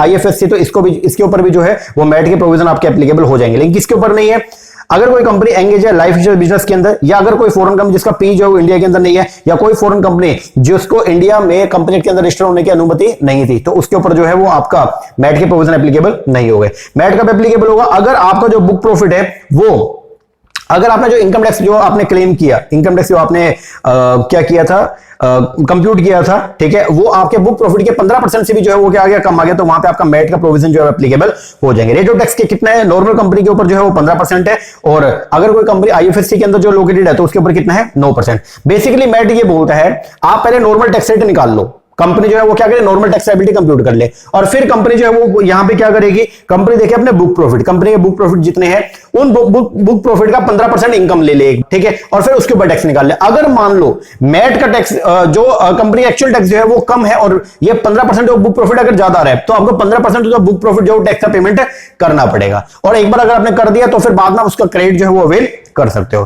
तो बता रखे कंपनी के ऊपर सरचार्ज का एप्लीकेबिलिटी आपको हमने बता दिया, अगर 1 करोड़ से ऊपर है डोमेस्टिक कंपनी के लिए, अगर डोमेस्टिक कंपनी की इनकम 1 करोड़ से ऊपर है और 10 करोड़ रुपए तक है 7%, 10 करोड़ से ऊपर है तो 12। फॉरेन कंपनी के लिए क्योंकि टैक्स रेट 40% का है तो उनके ऊपर सरचार्ज थोड़ा कम कर दिया, और कितना कर दिया, अगर 1 करोड़ से ऊपर 10 करोड़ रुपए 2, और 10 करोड़ से ऊपर है तो कितना 5% है। प्रोसीजर आपको यहां पे बता रखे, प्रोसीजर क्या है, सबसे पहले कंप्यूट करो total income as per the normal provision, फिर कंप्यूट करें tax on the total income, निकाल लिया, फिर कंप्यूट करो बुक प्रॉफिट कितना है 115 जेबी के हिसाब से, फिर मैट पेबल उस पर निकाल लो 15% होता है बुक प्रॉफिट, फिर दोनों को कंपेयर करो, जो हाईयर होगा ना एक्चुअल टैक्स या फिर मैट वाला टैक्स, जो हाईयर होगा वो आपको क्या करना पड़ेगा, वो आपका टैक्स पेबल आ जाएगा। किसके ऊपर टैक्स का मैट किसके ऊपर एप्लीकेबल नहीं है, तो 115 जे भी किस पे एप्लीकेबल नहीं है, तो यहां पे ये बता रखा है अगर कोई कंपनी सेक्शन 44 में 44 44 ए या 44 बी में आती है, मतलब अगर कोई कंपनी शिपिंग बिजनेस में एंगेज है या बिजनेस ऑफ मिनरल ऑयल करती है या business of operating of the aircraft करती है, तो ऐसी कंपनी के ऊपर जो है मैट के प्रोविजन एप्लीकेबल नहीं होंगे। कंप्यूटेशन आपको मैंने बता दिया कैसे कैसे करना है। इसके बाद आएगा report from the chartered accountant. Every company जिसके ऊपर मैट के प्रोविजन एप्लीकेबल है उसके लिए जरूरी है कि वो रिपोर्ट लेगी सीए से इनफॉर्म 29B में, जो सर्टिफाई करेगा कि बुक प्रॉफिट जो कंप्यूट किया गया वो सेक्शन 115 जेबी के प्रोविजन के हिसाब से किया गया है। यह बात आपको ध्यान रखना पड़ेगा कि if company are prepared as per the schedule 3 of the company act 2013 then assessing officer can not recompute the profit as per the P&L account. ठीक है, उसके मैट का क्रेडिट जो है वो बता दिया क्या, अगर आपने फालतू टैक्स पे कर दिया है तो अगले 15 सालों तक आप जितना भी आपने फालतू टैक्स पे किया है उसका आप क्रेडिट जो है वो अवेल कर सकते हो। तो मैट क्रेडिट का जो टाइम पीरियड है वो कितना है आगे, 15 साल का। ओके जी सर, तो ये हो गया आपका मैट का क्रेडिट। तो आगे 15 सालों के अंदर आप उसको यूज कर सकते हो, लेकिन 15 सालों में भी अगर आपका टैक्स कम ही बेटर है तो फिर क्या होगा, वो जो क्रेडिट आपका था वो क्या हो जाएगा, लैप्स हो जाएगा। लो जी, ये हो गया आपका मैट। अब आएगा जी अपना नया टॉपिक जिसको बोलते हैं टीडीएस का। टीडीएस और टीसीएस के टॉपिक की अगर बात करते हैं तो इसके अंदर सबसे पहले आएगा अपना टीडीएस का, टैक्स डिडक्टेड एट सोर्स। ये फुल फॉर्म है इसका। इसका मतलब ये है कि जब कभी भी हम कोई भी मान लीजिए पेमेंट करते किसी पर्सन को, तो पेमेंट करते हुए हम कुछ पैसा जो है उसके ऊपर जो भी टैक्स बनता है, तो गवर्नमेंट ने बोल दिया कि जो भी पेयर होगा ना, जब वो पेमेंट करेगा पेई को, तो पेयर जो है वो क्या करेगा, कुछ अमाउंट जो है वो क्या करेगा, डिडक्ट कर लेगा। जो अमाउंट हमने पेमेंट के टाइम पे क्या कर लिया, काट लिया, उस अमाउंट को बोलते हैं हम लोग क्या, टीडीएस। क्या बोलते हैं, टीडीएस। टैक्स डिडक्ट कर लिया गया कहां पे, सोर्स पे। तो टीडीएस का बेसिक मतलब जो है वो ये है कि अगर मान लीजिए जैसे रेंट के ऊपर है, मैं आपका किराएदार हूं, आप मकान मालिक हैं, और अगर मैं आपको रेंट का पेमेंट करूंगा तो रेंट का पेमेंट करने से पहले मैं जो है वो क्या कर लूंगा, कुछ अमाउंट उस रेंट में से टीडीएस का काट लूंगा और वो अमाउंट गवर्नमेंट की ट्रेजरी में जाके जो है वो क्या कर दूंगा, जमा करवा दूंगा। इस कॉन्सेप्ट को बोलते हैं हम लोग क्या, टीडीएस। टैक्स डिडक्ट कर लिया गया कहां पे, सोर्स में, मतलब जहां पे आपने इनकम कमाई है वहीं पे आपका क्या हो जाएगा, टैक्स कट जाएगा। इसको बोलते हैं टीडीएस। जैसे आपने सुना होगा कि सैलरी के अंदर लोगों का जो है टीडीएस करता है, तो इसका मतलब क्या, जब एक एम्प्लॉयर एम्प्लॉय को सैलरी का पेमेंट कर रहा होता है तो वो क्या करेगा, सैलरी का पेमेंट करते हुए पेमेंट जब वो करेगा उनके अकाउंट के अंदर सैलरी को क्रेडिट करेगा, तो उससे पहले उस सैलरी के ऊपर बनने वाले टैक्स को वो क्या करेगा, डिडक्ट कर लेगा। उसको बोलते हैं हम लोग क्या, टीडीएस। तो TDS is the tax is deducted only अगर अमाउंट जो है वो अवेलेबल है, इफ ओनली इफ, देखो एक बार क्या बोलता है, बोलते हैं TDS is deducted only if the amount is taxable. अगर अमाउंट टैक्सेबल है तो ही टीडीएस कटेगा, अनलेस टीडीएस नहीं कटेगा। टीडीएस की रिक्वायरमेंट कब है, जिस टाइम पेमेंट कर रहे हैं या जिस टाइम आप जो है वो अमाउंट क्रेडिट कर रहे हैं उनके खाते के अंदर, विच एवर इज अर्लियर। अच्छा जी, इसके बाद में फिर ये है कि टीडीएस का रेट जो वो पहले से क्या है, फिक्स है। बट अगर मान लो payment made to non resident या फॉरेन कंपनी को, तो आप टीडीएस के अमाउंट के अंदर जो है सरचार्ज या फिर जो एचईसी है उसको भी आप क्या करेंगे, इंक्लूड करेंगे। ठीक है जी। अगर पेई डज नॉट फर्निश पैन, अगर पेई जो है वो क्या करता है, पैन कार्ड को फर्निश नहीं करता, तो टीडीएस जो है वो क्या होगा, जो रेट प्रिस्क्राइब कर रखा है या फिर at the rate of 20% whichever is higher, ये रेट से जो है वो क्या होगा, उसका जो टैक्स है वो डिडक्ट किया जाएगा। ठीक है जी। अगर if the payment is made by the pair without TDS, अगर विदाउट टीडीएस जो पेमेंट अगर आपने कर दिया तो आपको पीजीबीपी के अंदर जो है मतलब अगर पेयर ने विदाउट टीडीएस पेमेंट कर दिया, then payer shall be responsible to make the payment to the tax directly. However, if the tax has been deducted by the payer but not deposited with the government, then payee cannot be called upon to pay that much tax. तो basically तो ये है कि अगर मान लो pair ने जो है वो क्या कर दिया, पेमेंट कर दिया विदाउट द टीडीएस, तो फिर पेई की रिस्पांसिबिलिटी है कि वो उस टैक्स के ऊपर आने वाली जो वो उस इनकम के ऊपर आने वाले जो भी टैक्स है उसको क्या करेगा, गवर्नमेंट की ट्रेजरी में जमा करवाएगा। ठीक है। अगर पेयर भूल गया तो फिर पेई जमा करवाएगा। दूसरा ये, अगर पेयर ने जो है वो टैक्स काट लिया, लेकिन पेयर ने तो टैक्स काट लिया, टीडीएस काट लिया था, लेकिन वो गवर्नमेंट पे जमा नहीं करवाया, तो हम पेई को जो है उसके लिए फोर्स नहीं कर सकते हैं। अब how and when to file the TDS return, हर साल जो है वो टीडीएस का रिटर्न भी जो है वो जाएगा, तो क्वार्टरली रिटर्न जो है बेसिकली आपकी जाती है। ठीक है ना। तो बोलते हैं filing the TDS, right, filing tax deducted source return is mandatory for all the person who deduct the TDS. तो वो सभी लोग जो टीडीएस काटते हैं, ठीक है ना, जो वो सारे पेयर जो पेमेंट करते हुए जो है पेई को और टीडीएस काट लेते हैं, तो उनको जो है वो क्या करना पड़ता है, टीडीएस का रिटर्न जो है वो फाइल करना पड़ेगा। कैसे आप क्वार्टरली जो है वो आप क्या करोगे, सबमिट करोगे, और वेरियस डिटेल जो आपको फर्निश करना पड़ेगा, लाइक आपका 10 जो आपका टीडीएस या टीसीएस अकाउंट नंबर हो गया, आपका टीडीएस कितना काटा है, टाइप ऑफ पेमेंट और PAN of the deducted etcetera. Also different forms are prescribe for filing the return depending upon the purpose of the deduction of TDS. Various type of return forms जो है ये आपका है। तो TDS की जो आपका पेमेंट जाती है वो कैसे जाएगा, आपका फॉर्म्स बता रहेगा, तो फॉर्म 26 क्यू के अंदर जाएगा और क्वार्टरली आपकी जो है वो क्या होगा, पेमेंट होगा, क्वार्टरली जो है वो पेमेंट होगी, ये बता रखा है आपका 31 जुलाई, 31 अक्टूबर, 31 जनवरी और 31 मई। अब कैसे कैसे ट्रांजेक्शन जो है ये बता रखा है आपको कि ड्यू डेट जो है वो क्या है उसका, तो ये देख लो एक बार, ये लर्न करके जाना पड़ेगा आपको सारा का सारा, ठीक है ना। तो अगर ये है आपका TDS on sale of property, तो जिस दिन आपने काटा उसके 30 दिन के अंदर अंदर जमा कराना पड़ेगा। टीडीएस ऑन रेंट, तो 30 दिन के अंदर जो है वो क्या करना पड़ेगा, जमा कराना पड़ेगा। टीसीएस जो है उसका अलग अलग ये टाइम पीरियड जो है वो दिया हुआ है। अब टीडीएस का सर्टिफिकेट जो है वो क्या होता है, जो पर्सन टीडीएस जो है वो क्या करता है, काटता है, तो वो पर्सन पेई को जो है एक सर्टिफिकेट इशू करता है, उस सर्टिफिकेट को बोलते हैं हम लोग क्या, टीडीएस सर्टिफिकेट। तो ये होता है बेसिकली ये फॉर्म्स, इन फॉर्म्स से होता है form 16, form 16A, form 16B, form 16C। तो फॉर्म 16A जो है वो है टीडीएस ऑन सैलरी पेमेंट। अगर टीडीएस काट लिया सैलरी में से जो है, तो फिर उसके लिए जो सर्टिफिकेट इशू किया जाएगा वो अंडर फॉर्म 16 में किया जाएगा। नॉन सैलरी वालों के लिए 16A, सेल ऑफ प्रॉपर्टी के लिए 16B और टीडीएस ऑन रेंट के लिए 16C। ठीक है, फ्रीक्वेंसी बता रखी है, ड्यू डेट, ये लर्न करके जाना, यहां से पेपर के अंदर क्वेश्चन जो है वो पूछा जाता है, देख लेना। फिर आपका टीडीएस का क्रेडिट, मतलब जो भी आप पूरे साल के अंदर आपने काफी सारी इनकम कमाई और हर इनकम के ऊपर मान लो टीडीएस आपका जो है वो कटा है, तो कितना टोटल टीडीएस कटा है, तो वो सब आपको जो है वो रिपोर्ट मिलेगा कहां पे, आपके फॉर्म 26AS के अंदर। तो जो भी टीडीएस कटा उसकी सारी डिटेल जो है इस फॉर्म के अंदर आपको मिलेगी, कहां पे, फॉर्म 26AS में। तो जितना भी टीडीएस आपका क्रेडिट हो गया है, ठीक है, जितना भी टीडीएस उन्होंने आपका काट लिया था वो सब यहां पे आपको जो देखने को मिलेगा। इसके बाद ये तो ड्यू डेट हो गया, ये तो आपको लर्न करनी है। अब टीडीएस का रेट जो है वो क्या क्या है, आओ देखते हैं एक बार। सबसे पहले है सैलरी, कौन काटेगा जी, नेचर पेमेंट जो है वो क्या, सैलरी। पेयर जो है कोई भी पर्सन हो सकता है, और पेई एम्प्लॉई, कोई भी एम्प्लॉय, चाहे वो आपका रेजिडेंट हो चाहे नॉन रेजिडेंट हो। और टैक्स रेट जो रहेगा, मतलब टीडीएस काटने का जो रेट रहेगा, भाई किस रेट से टीडीएस काटेंगे, वो है जी आपका क्या, स्लैब रेट। सेकंड है सेक्शन 192A जो डील करते हैं किससे, accumulated balance of provident fund. अगर कोई भी पर्सन जो है वो एम्प्लॉय को क्या कर रहा है, प्रोविडेंट फंड का कोई अमाउंट क्या क्या कर रहा है, पे कर रहा है, और वो 50,000 रुपए से ज्यादा है तो फिर 10% की रेट से टीडीएस काटना पड़ेगा। लेकिन अगर 50,000 रुपए से अगर कम है, ठीक है, तो फिर टीडीएस नहीं कटेगा। फिर टीडीएस और interest on security, interest on security के ऊपर टीडीएस का जो रेट है वो कितना है, 10% का, ठीक है। इसके बाद है TDS on interest other than security, इसके ऊपर टीडीएस का जो रेट है वो कितना है जी आपका, 10% का। लेकिन अगर मान लो इंटरेस्ट जो पे कर रहा है कौन, बैंक, ठीक है, तो 40,000 या 50,000 वो सीनियर सिटीजन के लिए 50 है, तो वहां तक जो कोई भी टीडीएस है आपकी इनकम में से, मतलब आपके इंटरेस्ट में से नहीं कटेगा। फिर सेक्शन 194B, ये किसके ऊपर है, विनिंग फ्रॉम लॉटरी। अगर आपने विनिंग फ्रॉम लॉटरी करी है तो आपको जो पेमेंट मिलेगा 30% टीडीएस कट के मिलेगा, प्रोवाइडेड लॉटरी अमाउंट जो 10,000 रुपए से क्या होना चाहिए, ज्यादा। सेम आपका विनिंग फ्रॉम हॉर्सेस, उसको डील करता है सेक्शन 194BB, और इसके अंदर भी रेट जो है वो कितना है, 30% का है। लेकिन ये भी ध्यान रखना कि अगर 10,000 रुपए तक अगर आपने विनिंग फ्रॉम हॉर्सेस करी है तो कोई भी टीडीएस नहीं कटेगा।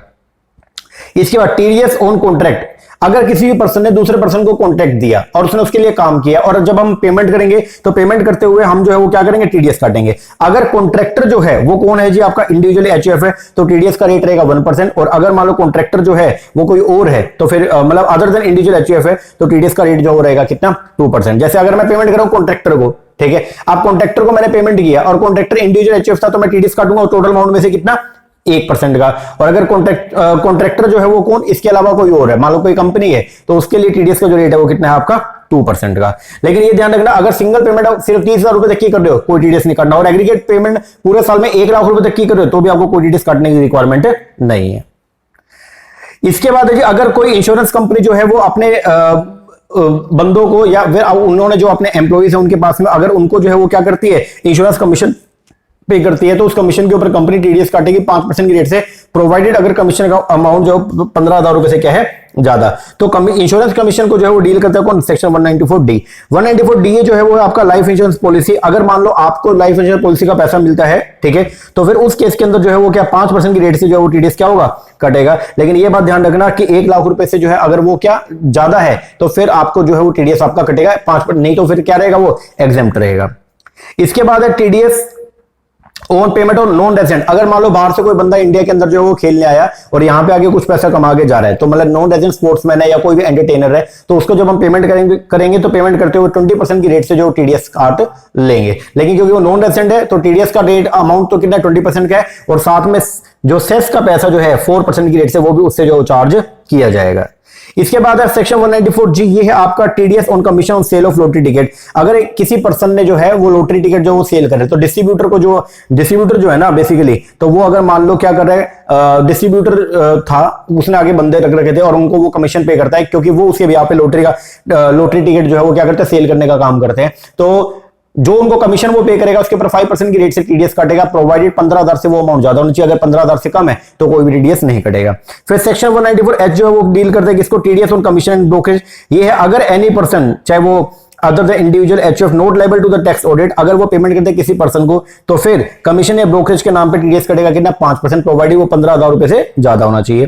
फिर रेंट के ऊपर जो टीडीएस का अमाउंट है वो कितना है जी आपका, अगर कोई भी पर्सन जो है वो any person other than individually HUF के अलावा अगर वो पेमेंट करता है किसी भी रेजिडेंट को, किसके लिए, क्योंकि उसने प्लांट मशीनरी किराए पे ले रखी है, तो टीडीएस का अमाउंट जो वो कितना रहेगा, 2%। और लैंड बिल्डिंग लिया तो लैंड बिल्डिंग और ये फर्नीचर लिया तो टीडीएस का अमाउंट कितना रहेगा, 10%, प्रोवाइडेड पूरे साल का जो रेंट है वो 2,40,000 रुपए से जो है वो ज्यादा होना चाहिए। अगर 2,40,000 रुपए से ज्यादा नहीं है तो कोई भी टीडीएस नहीं कटेगा। इसके बाद है TDS on transfer of immovable property. अगर इमूवेबल प्रॉपर्टी को आपने प्रीवियस ईयर में ट्रांसफर किया, ठीक है, किसी भी पर्सन ने अगर इमूवेबल प्रॉपर्टी जो ट्रांसफर कर दिया, ठीक है, और पेमेंट करे किसी भी पेई को, तो 1% की रेट से जो टीडीएस कटेगा, प्रोवाइडेड 50 लाख रुपए से जो है उसका अमाउंट ज्यादा होना चाहिए। अगर 50 से ज्यादा नहीं है तो कोई भी टीडीएस नहीं कटेगा। इसके बाद TDS on rent of immovable property. अगर मान लो आप एक इंडिविजुअल या एचयूएफ है, ठीक है, और आप जो है आपने कोई प्रॉपर्टी किराए पे ली है और आप जो है वो पेमेंट करते हो, अगर पेमेंट जो है वो 50,000 रुपए पर मंथ से ज्यादा आप पेमेंट कर रहे हो, 50,000 रुपए पर मंथ से अगर ज्यादा की पेमेंट कर रहे हो, तो जितना भी आप रेंट पे करोगे उसके ऊपर 5% की रेट से जो है वो टीडीएस कटेगा। यहां पे आप कौन है, आप इंडिविजुअल है या फिर आप कौन है, एचयूएफ है। इसके बाद आएगा जी आपका सेक्शन 194 आईसी, ये है TDS payment under the development agreement. अगर कोई भी पर्सन जो है वो कोई भी पेमेंट करते हैं डेवलपमेंट एग्रीमेंट के अंडर, तो फिर 10% की रेट से जो वो टीडीएस कटेगा। इसके बाद टीडीएस में प्रोफेशनल सर्विस। अगर कोई पर्सन जो है वो प्रोफेशनल सर्विस प्रोवाइड कर रहा है और दूसरा पर्सन जो है उसको क्या कर रहा है, पेमेंट कर रहा है प्रोफेशनल सर्विस के बदले में, तो 10% की रेट से जो टीडीएस कटेगा, प्रोवाइडेड अगर सिंगल उसमें जो है प्रोफेशनल सर्विस का अमाउंट अगर 30,000 रुपए ना, तो कोई भी या प्रोफेशनल सर्विस या टेक्निकल सर्विस या रॉयल्टी अगर पेमेंट करो 30,000 रुपए तक करो पूरे साल के अंदर, तो कोई भी टीडीएस नहीं कटेगा। इसके बाद TDS on compensation for compulsory acquisition immovable property, तो उसके ऊपर टीडीएस का रेट जो है वो कितना, 10% है। लेकिन अगर मान लो इसका प्राइस है वो 2.5 लाख रुपए तक है तो कोई भी टीडीएस नहीं कटेगा। Interest, TDS on interest on infrastructure debt fund, तो इसके ऊपर जो है टीडीएस का अमाउंट जो है कितना, 5% है। TDS on any sum payable to the non resident और द फॉरेन कंपनी, तो इसके ऊपर जो है वो क्या रहेगा, टीडीएस का जो रेट रहेगा वो क्या रहेगा, DTAA या rating 4 which are is beneficial to the assessee, इस रेट से जो है टीडीएस कटेगा। इसके बाद फिर ये कुछ पॉइंट जो है वो बता रखे हैं, any amount include the service tax and the amount then TDS shall not be deduct on such GST. It means TDS जो हमेशा करता है किसके ऊपर, नेट अमाउंट के ऊपर। नो टीडीएस, अगर मान लो हम पेमेंट करें किसको, सेंट्रल गवर्नमेंट को, स्टेट गवर्नमेंट को, आरबीआई को, इनको अगर पेमेंट करें तो इनको पेमेंट करते हुए आप कोई भी टीडीएस डिडक्ट नहीं करेंगे। वे टोटल इनकम या receipt of the income is not liable to tax or taxable at the low rate, तो हम अप्लाई कर सकते हैं एओ को और उनको बोल सकते हैं कि भाई मेरी इनकम ही नहीं बनती है तो मेरी इनकम से टीडीएस ना काटे, आप मुझे रिटर्न में ऑर्डर दे दो, और वो ऑर्डर आप जाके दे देना किसको, पेयर को। फिर वो जब भी आपको पेमेंट करेगा तो टीडीएस डिडक्ट नहीं करेगा। फिर अगर इनकम ऑफ एससी जो है वो बेसिक एग्जम्पशन से भी जो है वो कम है, तो आप सेल्फ डिक्लेरेशन जो है वो दे दीजिए, ठीक है, कि भाई मेरे को जो भी पेमेंट दी जाए उसमें से कोई भी टीडीएस ना काटा जाए। इसके बाद है TDS on payment of certain sum by certain individual HUF, तो इसके ऊपर भी टीडीएस कटेगा एट द रेट ऑफ कितना, 5। तो 194M जो है वो क्या बोलता है, अगर टीडीएस कटेगा किस पे, on the payment of certain sum by certain individual HUF, तो कितना है टीडीएस का जो रेट है वो कितना, 5% का है। प्रोवाइडेड अमाउंट जो 50 लाख, मतलब अगर आपने कैश में किसी भी पर्सन को पेमेंट कर दिया तो जब भी पेमेंट करोगे 50 लाख से अगर ज्यादा है तो 5% की रेट से आपको टीडीएस काटना पड़ेगा। इसके बाद है जी आपका TDS on payment of certain sum. अगर मान लो every person being bank, cooperative bank या पोस्ट ऑफिस जो रिस्पॉन्सिबल है पेमेंट करने के लिए, अगर वो मान लो अगर आप बैंक से जो है वो 1 करोड़ रुपए से ज्यादा का अमाउंट जो वो कैश के अंदर विड्रॉ करके लाते हो तो 2% की रेट से जो टीडीएस कटेगा। इसके बाद क्या है, अगर एसएससी फेल हो गया टू डिडक्ट द टीडीएस और after deduction fail to pay the TDS to the government, तो एसएससी को जो है वो deem to be SSC in default माना जाएगा और वो लायबल है पेनल्टी के लिए सेक्शन 220 और 221 की। लेट फीस है वो बता रखा है, अगर लेट डिडक्शन किया, काटा लेट, तो 1% पर मंथ के हिसाब से या पार्ट ऑफ द मंथ के हिसाब से जो है वो पेनल्टी आपको लगेगा। अगर लेट पेमेंट किया तो 1.5% के हिसाब से। और 234 जो है वो क्या, fees for default furnishing the TDS और टीसीएस रिटर्न, तो जितने भी दिन लेट करो 200 रुपए पर डे के हिसाब से आपके ऊपर जो है वो क्या करेगा, पेनल्टी लगेगा। इसके बाद है जी आपका कॉन्सिक्वेंस क्या है, टीडीएस नॉन, अगर टीडीएस को कंप्लायंस नहीं किया तो फिर कॉन्सिक्वेंस क्या होगा, एसएससी को डिफॉल्टी माना जाएगा, इंटरेस्ट लगेगा सेक्शन 201 के अंदर 1% पर मंथ के हिसाब से, पेनल्टी 221 के अंदर भी लगेगा, ठीक है। उसके बाद जो है पेनल्टी 271 के अंदर लगेगा, वो इक्वल होगा जितना अमाउंट का डिफॉल्ट किया उतने के बराबर। और प्रोसिक्यूशन कम से कम 3 महीने और मैक्सिमम 7 साल तक की सजा भी हो सकती है। इसके बाद है जी अदर कंप्लायंस में ये बता रखा है कि अगर आप फेल हो गए to issue the TDS certificate तो 100 रुपए पर डे के हिसाब से जब तक फेलियर चलता रहेगा तब तक के लिए आपके ऊपर पेनल्टी लगेगी। और अगर फेल हो गए टू डिलीवर द डिक्लेरेशन जो है अगर आपने दिया तो भी आपके ऊपर जो है पेनल्टी चलती रहेगी। मैक्सिमम अमाउंट पेनल्टी का जो कितना रहेगा, जितना टीडीएस का अमाउंट काटना था उतना मैक्सिमम पेनल्टी आपको पे करनी पड़ेगी। इसके बाद TCS, TCS tax collected at source, tax deducted at source के अंदर तो क्या, जब हम पेमेंट कर रहे हैं किसी पर्सन को तो पेमेंट करते हुए टीडीएस काट लेंगे, टैक्स काट लेंगे, उसको बोलते हैं टीडीएस। और टीसीएस क्या, टीसीएस ये बोलता है कि जब कभी भी हम किसी बंदे को सामान बेच रहे हैं तो उसको उससे पैसा मिलेगा, तो उससे जो पैसा मिलेगा तो हम उससे पैसा तो लेंगे सामान का और साथ में कुछ अमाउंट और भी क्या कर लेंगे, चार्ज कर लेंगे in the form of tax, उसको बोलते हैं हम लोग क्या, TCS, tax collected at source. तो TCS is the tax collected at source by the seller, every person being a seller shall collect करेगा टीसीएस फ्रॉम द किससे, buyer of the goods specified in section 206C1 के अंदर। अब ये क्या है, TCS जो है वो क्या है, कलेक्शन ऑफ टैक्स है, ठीक है, एट सोर्स पे। बाय द कौन काटेगा, सेलर काटेगा, कलेक्टर काटेगा, किससे लेगा, from the buyer of the goods. तो कौन, मतलब सेलर जब कोई भी सामान क्या करेगा, सेल करेगा, कुछ स्पेसिफाइड प्रोडक्ट है, ठीक है, उनको जब सेलर कोई भी सामान उन प्रोडक्ट को अगर सेलर क्या करेगा, सेल करेगा, तो सेल करते हुए टोटल अमाउंट तो चार्ज करेगा और साथ में एक अमाउंट एक्स्ट्रा और भी चार्ज करेगा जिसको बोलते हैं हम लोग टीसीएस। और वो टीसीएस का पैसा वो गवर्नमेंट की ट्रेजरी के अंदर क्या करेगा, जमा करवाएगा। और सेलर में कौन कौन से हो सकता है, सेलर में आएगा central government, state government, local authority, statutory corporation, company, firm, cooperative society या इंडिविजुअल एचयूएफ, ये कोई भी हो सकता है। इंडिविजुअल एचयूएफ वो है जो अगर बिजनेस करें तो उनकी टर्नओवर 1 करोड़ से ज्यादा है, और अगर प्रोफेशन में है तो 50 लाख से ज्यादा उनकी प्रोफेशनल फीस है। अब बायर कौन कौन हो सकता है, बायर के अंदर कोई भी पर्सन हो सकता है, लेकिन बायर में ये नहीं होंगे। इसका मतलब आप अगर इनको सामान बेच रहे हो तो इनसे टीसीएस का कलेक्शन नहीं करोगे। अगर आप सामान बेच रहे हो पब्लिक सेक्टर कंपनी से, गवर्नमेंट को, एम्बेसी को, क्लब को, या buyer in the retail sale or such goods for the personal consumption, इससे जो है वो आप टीसीएस का अमाउंट जो है वो चार्ज नहीं करोगे। क्या क्या रेट है, रेट आपको लर्न करके जाना है। Alcoholic liquor for human consumption पे रेट है आपका 1% का, टेंडू लीव्स के ऊपर 5%, timber obtain under the forest leaves 2.5%, timber obtain any other more 2.5%, any other forest produce not being timber 2.5%, scrap के ऊपर 1%, मिनरल बीइंग कोल लिग्नाइट के ऊपर 1%, पार्किंग लोड के ऊपर कितना 2। तो ये रेट है, ये आपको लर्न करके जाना पड़ेगा। इसका मतलब अगर मान लो alcoholic liquor for human consumption, तो जो अमाउंट आपको दिया गया, मान लो 500 रुपए की बोतल है तो 500 रुपए के ऊपर 5%, 1% की रेट से, तो 500 का 1% हो गया 5 रुपए, 5 रुपए एक्स्ट्रा पैसा और भी लिया जाएगा, तो टोटल मिला के वो बोतल कितने की पड़ेगी, 505 की। और इसमें से 500 तो लेगा डिस्ट्रीब्यूटर और 5 रुपए जो है ये है टीसीएस का, और ये डिस्ट्रीब्यूटर को या जो सेलर है उसको गवर्नमेंट की ट्रेजरी में जमा कराना पड़ेगा। That tax is known as the tax collected at source. और यहां पे मोटर व्हीकल के ऊपर ये बोलते हैं कि अगर आप जो किसी मोटर व्हीकल को, किसी कार को परचेज करो और उसकी वैल्यू जो है 10 लाख रुपए से ऊपर है तो 1% की रेट से जो क्या कटेगा, टीसीएस कटेगा। TCS in case of motor vehicle is applicable only अगर कंसिडरेशन 10 लाख रुपए से क्या है, ज्यादा है। टीसीएस नॉट एप्लीकेबल अगर बायर जो है वो कौन है, गवर्नमेंट, एमएससी, कंसुलेट्स हैं, इनके ऊपर टीसीएस नहीं लगेगा। टीसीएस का जो रेट है वो बता रखा है यहाँ पे माइंस के लिए वो कितना, 2% का। इसके बाद में TCS in case of goods prescribe on the point 1 to 7 not applicable अगर गुड्स परचेज की गई है पर्सनल कंजम्पशन, अगर गुड्स आपने पर्सनल कंजम्पशन के लिए ली तो फिर उसके ऊपर टीसीएस नहीं लगेगा। टीसीएस इज नॉट एप्लीकेबल अगर बाय रेजिडेंट है, फर्निश कर the declaration that goods sold use in manufacturing or of any article of the power generation. अगर कलेक्टिंग जो है पैन कार्ड जो है वो स्पेसिफाई नहीं किया तो जो भी रेट दिया हुआ टीसीएस का उसका डबल या फिर कितना 5% विच इज हाईयर, इस रेट से आपका टीसीएस जो है वो क्या होगा, कटेगा। अगर परचेजर और लाइसेंसी इसे रेजिडेंट है तो कोई भी सेस अवेलेबल जो है वो नहीं है, जो अमाउंट दिया हुआ है वही लगेगा। और अगर वो नॉन रेजिडेंट है तो टीसीएस का अमाउंट हम लेंगे और साथ में उसके ऊपर जो भी एजुकेशन सेस है वो भी उससे, हेल्थ एंड एजुकेशन सेस जो है वो भी उससे चार्ज किया जाएगा। मतलब जो रेजिडेंट इंडिविजुअल्स हैं उनके लिए तो टीसीएस का जो रेट दे रखा है वो आपका फुल एंड फाइनल है, लेकिन जो नॉन रेजिडेंट है उनसे आपको जो है टीसीएस का रेट तो लेना पड़ेगा और साथ में आपको जो है वो अमाउंट चार्ज और करना पड़ेगा, किसका, in the nature of the cess.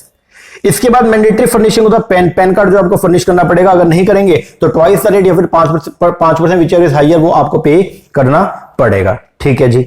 इसके बाद है जी आपका टाइम लिमिट जो है टीसीएस का जो आपने कलेक्ट कर लिया उसको आपको जमा कराना पड़ेगा। तो जिस भी महीने में टीसीएस कलेक्ट किया उस महीने के एंड होने के 7 दिन के अंदर अंदर, महीना एंड हुआ उसके 7 दिन के अंदर अंदर आपको जो भी पैसा आपने टीसीएस का काटा वो आपको जमा कराना पड़ेगा। तो क्या बोलते हैं, with in 7 days from the last day of the month in which the collection is made, otherwise interest eight the rate पर 1% पर मंथ के हिसाब से आपके ऊपर एप्लीकेबल हो जाएगा।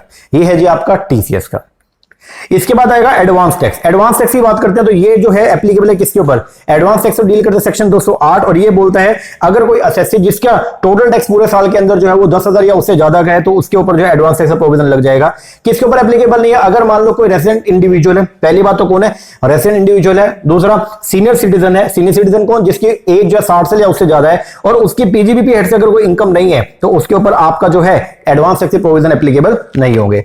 एडवांस टैक्स को कंप्यूट करेंगे कैसे, as a total tax liability minus tax without at source, वो काट के और बाकी जो बचेगा वो आपका एडवांस टैक्स माना जाएगा। ड्यू डेट बता रखी है आपको, पूरे साल में मतलब हम क्या करते हैं यहाँ पे नोशनल इनकम निकालते हैं पहले कि हम फ्यूचर में क्या कमाएंगे, नोशनल इनकम कंप्यूट कर लिया, फिर उसके ऊपर हम जो है वो नोशनल टैक्स निकाल लेंगे और उसको 4 कैटेगरी में 4 पार्ट में क्या करेंगे, डिवाइड करेंगे। पहले 15 जून से पहले या 15 जून तक जो है कम से कम टोटल एडवांस टैक्स लायबिलिटी का 15% या 15% से ज्यादा, कम से कम 15% या आप 100 का 100 कर दो, चाहे कम से कम 15 या उससे ऊपर जो आपको जमा कराना पड़ेगा। फिर 15 सितंबर तक कम से कम 45% टोटल टैक्स लायबिलिटी का वो आपको जमा करना पड़ेगा।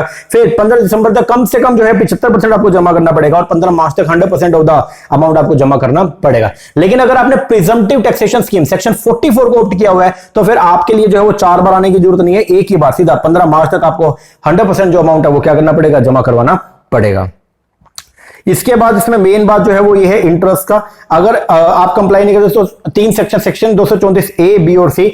234 ए लगता है अगर आपने क्या कर दिया, डिफॉल्ट कर दिया इन फर्निशिंग आर, अगर रिटर्न ऑफ इनकम फाइल करना था लेकिन तो आपने उसमें जो है वो क्या कर दिया, डिफॉल्ट कर दिया, तो 1% पर मंथ के हिसाब से आपके ऊपर क्या लगेगा, इंटरेस्ट लगेगा। 234 बी जो है वो क्या बोलता है, अगर आपके ऊपर एडवांस टैक्स बनता था, आपने पे भी किया लेकिन 90% से कम पे किया, मतलब अगर advance tax paid for short of 90% of tax तो लगेगा सेक्शन 234 बी। तो 234 बी पिक्चर में तभी आएगा अगर एडवांस से जितना बनता था और आपने उसके 90% से कम पे किया। अगर 90% पे कर दिया तो सेक्शन 234 बी जो है वो आपके ऊपर एप्लीकेबल नहीं होगा। और 234 सी जो है वो क्या बोलते हैं, interest for deferment of the advance tax, और ये जो है वो क्या बोलते हैं, ये बोलता है कि अगर आपने एडवांस टैक्स को पे करने में अगर लेट कर दिया, पे करना था और ड्यू डेट पर अगर पे नहीं किया तो फिर उसके ऊपर 1% की रेट से जो है वो आपके ऊपर एडवांस टैक्स इंटरेस्ट जो है वो पे करना पड़ेगा। इसके बाद तो ये सिंपल है, देख लीजिएगा। फिर इंटरेस्ट ऑन रिफंड, गवर्नमेंट जब आपसे टैक्स के ऊपर अगर कोई इंटरेस्ट लेती है ना तो वो लेती है 1% पर मंथ के हिसाब से, और जब आपको अगर रिफंड आपको कुछ बनता है और टाइम पे अगर रिफंड पे नहीं किया तो रिफंड विद इंटरेस्ट गवर्नमेंट आपको पे करेगी, और लेकिन वो पे कैसे करेगी, 0.5% के हिसाब से आपको इंटरेस्ट का जो है वो पेमेंट करेगी। ये बात ध्यान रखना। लो जी, इसके बाद आएगा last topic, that is the E filing of the income tax return, that is the assessment procedure. Assessment procedure जो है वो क्या, एक प्रोसीजर है जिसमें हम कंप्यूट करते हैं total income and tax on such income. Assessment procedure का मतलब ये असेसमेंट करना, असेसी की इनकम को पहले कंप्यूट करना, उसके बाद टोटल टैक्स जो है वो निकालना, उसकी टैक्स लायबिलिटी निकाल करके और फिर जमा करवाना, इसको बोलते हैं हम लोग क्या, असेसमेंट प्रोसीजर। हर पर्सन के लिए रिक्वायर्ड है कि वो क्या करेगा, फाइल करेगा return of income, shell gate himself, जो जिसने भी आरओआई फाइल करनी है तो वो पहले अपने आप को रजिस्टर्ड करेगा कहां पे, इंडियन रेवेन्यू अथॉरिटी में, और उसको बदले में जो है एक यूनिक आइडेंटिफिकेशन नंबर मिलता है जिसको बोलते हैं हम लोग क्या, पैन नंबर। फिर मैंडेटरी है रिकॉर्डिंग का आधार नंबर, ये भी आप ध्यान रखना। सेक्शन 139 बोलता है कि जब भी आप रिटर्न ऑफ इनकम फाइल करेंगे तो आपको आधार कार्ड जो वो कोड करना पड़ेगा। फिर है जी आपका सेल्फ असेसमेंट, सेक्शन 140 ए डील करता है self assessment tax. Self assessment का मतलब आप खुद से जो है वो क्या करेंगे, अपनी इनकम कंप्यूट करेंगे, खुद से उस इनकम के ऊपर जो है वो कोई भी रिडक्शन नहीं है वो क्लेम करेंगे, और खुद से उस इनकम के ऊपर जो आपकी बची है टैक्सेबल इनकम उसके ऊपर टैक्स निकालेंगे और टैक्स का पेमेंट करेंगे, इसको बोलते हैं सेल्फ असेसमेंट टैक्स। ठीक है, तो इसके अंदर जो है वो आती है सेक्शन 139, तो ये बोलते हैं assessee filing the return of income under section 139, 142, 153 ए और 148 में। यहां पे असेसी खुद से जो है वो क्या करेगा, पहले कंप्यूट करेगा ग्रॉस टोटल इनकम, माइनस करेगा डिडक्शन सेक्शन 86 से 80 चैप्टर 6 ए की डिडक्शन जो आएगा, दैट इज उसकी टैक्सेबल इनकम आ गई, उसके ऊपर फिर वो क्या करेगा, कंप्यूट कर tax on the total income, less करेगा उसमें से रिबेट, फिर ये आएगा tax payable after the rebate, फिर उसमें से ऐड करेगा कुछ सरचार्ज अगर कुछ बनता है तो वो ऐड करेगा, फिर आएगा फिर उसमें से रिलीफ सेक्शन 89 की जो मार्जिनल रिलीफ है वो माइनस करेगा, ये आएगा tax and surcharge after the rebate, फिर उसमें से टीडीएस या टीसीएस अगर कोई कटा हुआ है उसकी रिबेट ले लेगा, और फिर आएगा इंटरेस्ट अंडर सेक्शन अगर कुछ है तो वो उसमें ऐड करेगा, जो बचेगा वो होगा उसका सेल्फ असेसमेंट टैक्स पेबल, और इसको वो गवर्नमेंट को जो है वो जमा करवाएगा। इसके बाद है जी अब आपका सेक्शन 139 रिटर्न ऑफ इनकम को डील करता है। पहली बात, who is required to file the income tax return? Company और फर्म, उनको तो हमेशा पे करना पड़ेगा। इंडिविजुअल के लिए बोलते हैं अगर उसकी total income basic exemption limit से ज्यादा है तो उसको रिटर्न फाइलिंग जो है वो करना पड़ेगा। लेकिन यहां पे ये बोलता है अगर मान लो being a resident and ordinary resident in India he is not required to furnish return, अगर उसको रिटर्न फर्निश नहीं करना, ठीक है, मतलब उसकी total income basic exemption limit से कम थी, लेकिन उसके पास में जो है फॉरेन के अंदर अगर कोई प्रॉपर्टी पड़ी है तो भी उसको रिटर्न फाइलिंग करना पड़ेगा। तो ये बात ध्यान रखना, अगर वो किसी भी ऐसी प्रॉपर्टी का बेनिफिशियल ओनर है जो उसकी कहां पे आउटसाइड इंडिया के अंदर सिचुएटेड है तो उसको जो है वो रिटर्न फाइलिंग करना पड़ेगा। इसके बाद में फिर ये बोलता है हाई वैल्यू ट्रांजैक्शन। अब मैंडेटरी फाइलिंग है इसके लिए, अगर मान लीजिए आपने पूरे साल में जो है वो बैंक के अंदर करंट अकाउंट में 1 करोड़ रुपया जो है वो क्या किया, जमा करवाया, 1 करोड़ या उससे ज्यादा अगर आपने जमा करवाया, या अगर आपने कोई खर्चा किया है 2 लाख रुपए का खुद से, ठीक है, ट्रेवल होता फॉरेन कंट्री, या अगर आपने जो है वो एक्सपेंडिचर किया है एक्सीड 1 लाख रुपए कंजम्पशन इलेक्ट्रिसिटी के ऊपर, तो आपको जो है तो भी मैंडेटरी है कि आपको रिटर्न फाइल करना पड़ेगा। तो अगर आपने हाई वैल्यू ट्रांजैक्शन करी है पूरे साल में, इनमें से कोई भी ट्रांजैक्शन अगर आपने हाई वैल्यू ट्रांजैक्शन करी है पूरे साल के अंदर तो भी आपको आरओआई जो है वो फाइल करना पड़ेगा, चाहे आपकी इनकम जो है बेसिक एग्जम्पशन लिमिट से क्या हो, कम हो। इसके बाद है जी फिर आपको ये बता रखा है when return is required to be filed compulsory basis, तो बोलता है अगर टोटल इनकम जो है वो एक्सीड कर जाएगा एग्जम्पशन लिमिट से without claiming the following exemption, इनको इन एग्जम्पशन को क्लेम किए बिना अगर मान लो आपकी टोटल इनकम जो है बेसिक एग्जम्पशन लिमिट से एक्सीड कर गई तो आपको रिटर्न फाइल करना पड़ेगा। अब रिटर्न फाइलिंग का फॉर्म बता रखे हैं, तो इंडिविजुअल के लिए, फॉर इंडिविजुअल जो रेजिडेंट है other than not ordinary resident, जिसकी टोटल इनकम जो है वो कितनी 50 लाख रुपए तक है, having income from salary, income from house property और अदर सोर्स की भी इनकम है, लेकिन इंटरेस्ट ओनली, कैजुअल इनकम नहीं है, और एग्रीकल्चर इनकम है 5,000 रुपए तक, तो उसको जो है आईटीआर 1 में आईटीआर फॉर्म 1 के अंदर जो रिटर्न फाइल करनी है। इंडिविजुअल एचयूएफ जिनका पीजीबीपी हेड से इनकम नहीं है वो आईटीआर 2 में कर लेंगे। इंडिविजुअल एचयूएफ जिसकी पीजीबीपी हेड से इनकम है फॉर्म 3 में। इंडिविजुअल एचयूएफ ऑफ फर्म जो है अगर इन्होंने सेक्शन 44 को जो है आउट किया हुआ है तो वो आएगा उनका फॉर्म नंबर 4 में, जिसको सुगम बोलते हैं।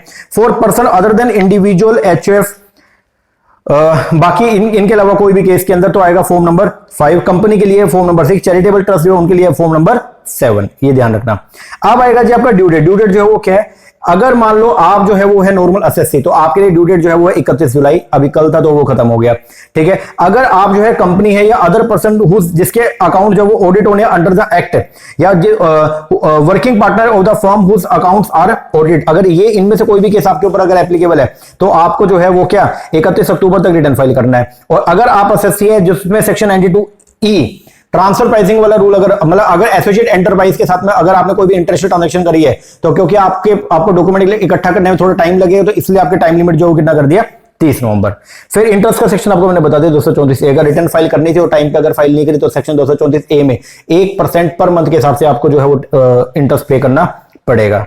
फिर आ गया जी compulsory filing of the ITR. पहली बात, अगर कंपल्सरी फाइलिंग नहीं है तो कोई भी पेनल्टी आपके ऊपर नहीं लगेगा। अगर कंपल्सरी फाइलिंग करना जरूरी था, ठीक है, और आपकी टोटल इनकम जो है वो 5 लाख से कम थी, 5 लाख से कम थी तो पेनल्टी और लेट अगर आपने फाइल किया, ठीक है, जैसे आपने रिटर्न फाइल करनी है मैंडेटरी बेस, क्योंकि बेसिक से अगर आपकी इनकम जो है वो ज्यादा है तो आपको रिटर्न तो फाइल करना पड़ेगा, लेकिन टैक्स नहीं बनता, 5 लाख रुपए तक है, ठीक है, तो टोटल इनकम आपकी 5 लाख रुपए तक है तो सेक्शन 87A के अंदर रिलीफ मिल जाएगा, तो टोटल टैक्सेबिलिटी तो आपका नहीं लगेगा। लेकिन फिर भी रिटर्न फाइल करना था, नहीं किया तो 1000 रुपए के हिसाब से पेनल्टी लगेगा। अगर आप 5 लाख से आपकी ज्यादा इनकम थी, रिटर्न फाइल अगर आपने कर दिया 31 दिसंबर तक तो पेनल्टी 5000 रुपए, और रिटर्न फाइल के 31 दिसंबर के बाद तो पेनल्टी लगेगा कितना 10,000 रुपए। वेरिफिकेशन कौन कौन करेगा ये सब बता रखे, एक बार रीडिंग कर लीजिएगा, बेसिक सी बातें। अब टाइप ऑफ आईटीआर, सबसे पहले आएगा लॉस रिटर्न। लॉस रिटर्न क्या है, अगर आपने जो है वो पीजीबी हेड में या कैपिटल गेन के अंदर अगर आपका कोई लॉस हो गया और आप ये चाहते हो उस लॉस को आगे क्या करना, कैरी फॉरवर्ड करना, चाहे आपकी इनकम जो है बेसिक एग्जम्पशन से कम है तो भी आपको अगर लॉस को आगे फ्यूचर में कैरी फॉरवर्ड करना है तो आपको आरओआई जो फाइल करना पड़ेगा ड्यू डेट से पहले, ठीक है ना। तो ये क्या बोलते हैं, लेकिन अगर मान लो अगर आप नहीं करोगे तो फिर क्या होगा, तो उस केस के अंदर आप जो है वो लॉस को जो है वो कैरी फॉरवर्ड नहीं कर सकते, मतलब फ्यूचर में क्लेम नहीं कर सकते। एक्सेप्शन जो है वो बता रखी है, even if return is file after the due date, अगर आप ड्यू डेट के बाद अगर रिटर्न फाइल करोगे तो भी हाउस प्रॉपर्टी के लॉस को और अनएब्जॉर्ब्ड डेप्रिसिएशन को जो आप फ्यूचर में कैरी फॉरवर्ड कर सकते हो। मतलब बिजनेस का लॉस है, कैपिटल गेन का लॉस है तो आपको रिटर्न फाइल करना पड़ेगा ड्यू डेट तक, अगर नहीं किया तो उसको आगे आप फ्यूचर में जो है वो कैरी फॉरवर्ड नहीं कर सकते। फिर आएगा बिलेटेड रिटर्न। बिलेटेड रिटर्न अगर टाइम लिमिट के बाद अगर आप पे करते रिटर्न फाइल करते हो उसको बोलते हैं belated. If a person has not furnished the ROI with in the time allowed under section 139 में जो आपको टाइम दिया, अगर उसके बाद में अगर आप रिटर्न फाइल करते हो तो उसको बोलेंगे बिलेटेड। तो आप कब तक कर सकते हो, ऑन और बिफोर 31 इस साल के 31 दिसंबर तक आप रिटर्न फाइल कर सकते हो, या before completion of the assessment whichever is earlier.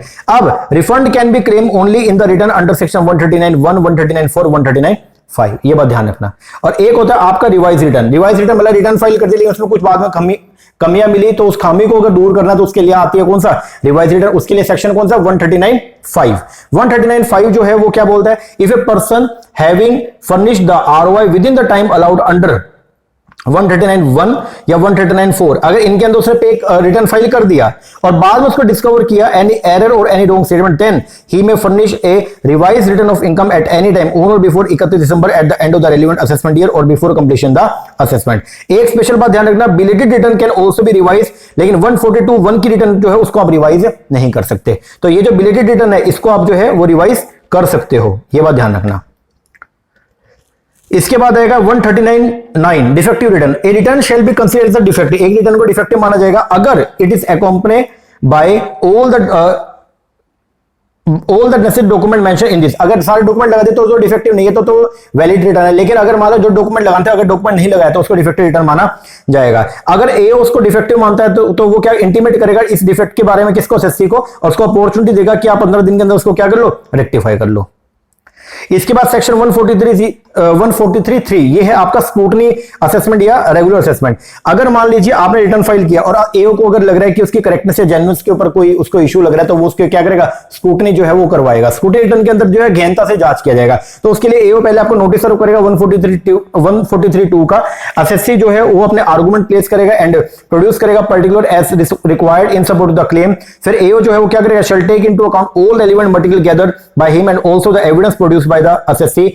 On this basis AO जो है वो क्या करेगा, shall by an order in writing make an assessment of the total income or the loss of the assessee and determine करेगा सम payable by the SSC और refund due to him. तो इसको बोलते हैं आप लोग क्या, स्क्रूटनी असेसमेंट या फिर क्या, regular assessment.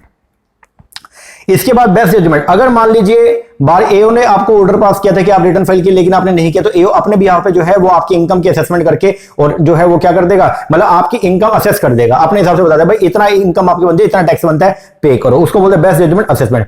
Whenever there is one of the following default, अगर इनमें से कोई भी डिफॉल्ट हो गया on the part of SSC, तो एओ के लिए मैंडेटरी है कि वो क्या करेगा, कंप्लीट करेगा assessment under section 144 to the best of his knowledge और experience determine under the and determine करेगा टैक्स पेबल। क्या अगर वो फेल हो गया to furnish the return file करना था, फेल हो गया, बिलेटेड रिटर्न फाइल करना था, रिवाइज रिटर्न फाइल करना था, इन सब में क्या हो गया, फेल हो गया, या वो फेल हो गया सेक्शन 142(1) के अंदर जो नोटिस था उसको जवाब देने में, या वो फेल हो गया to comply with the direction जो इशू किया गया था ऑडिट का, नहीं करवाया, या फेल हो गया to comply with the terms of the notice. तो इस केस के अंदर असेसिंग ऑफिसर खुद से जो है वो क्या कर देगा, असेसमेंट कर देगा। ठीक है, उसको बोलते हैं बेस्ट जजमेंट असेसमेंट। अपने हिसाब से वो डॉक्यूमेंट देख के और उनके भी आपको बता देगा भाई इतना इतना टैक्स बनता है, चलो इसको अब क्या करो, पे करो।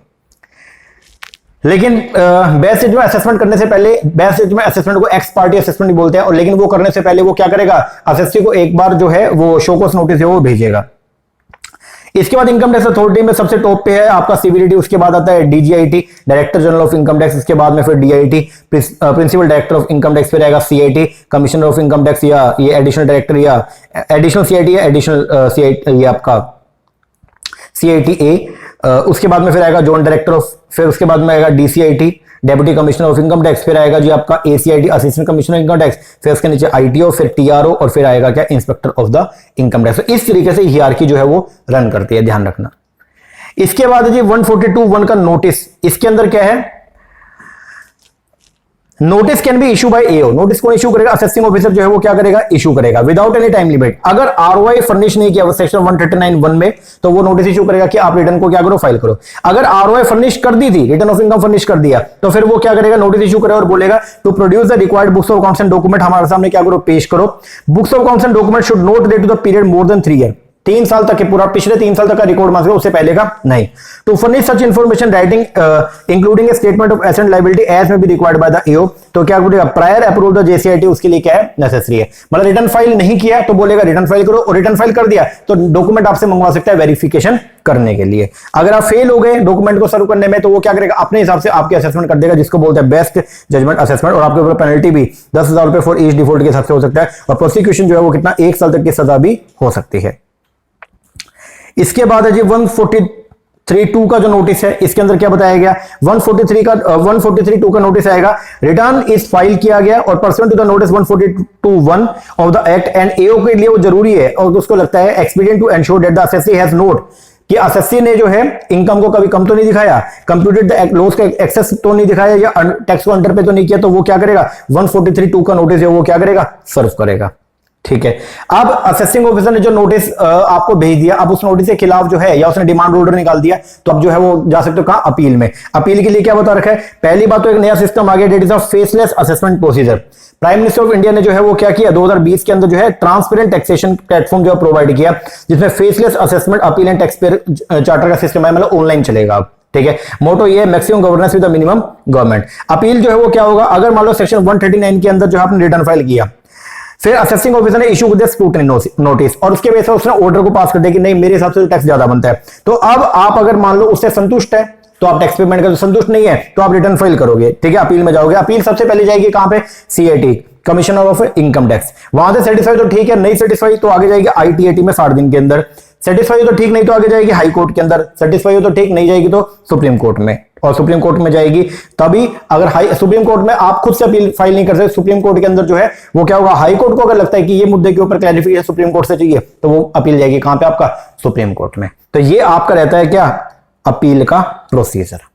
ओके जी सर, तो असेसमेंट प्रोसीजर में से बेसिकली या तो डेट से क्वेश्चन आ सकता है, या आपका पूछ सकता है कि भाई आपका रिटर्न जो है वो किस किस सेक्शन के अंदर होती है, बिलेटेड हो गया, रिवाइज हो गया, मिस्टेक वाली हो गया, वो सब आपको मैंने बता दिया।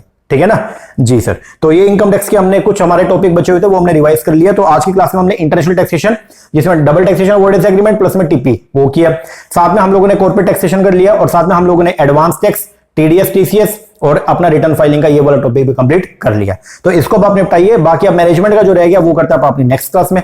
तब तक के लिए थैंक यू वेरी मच।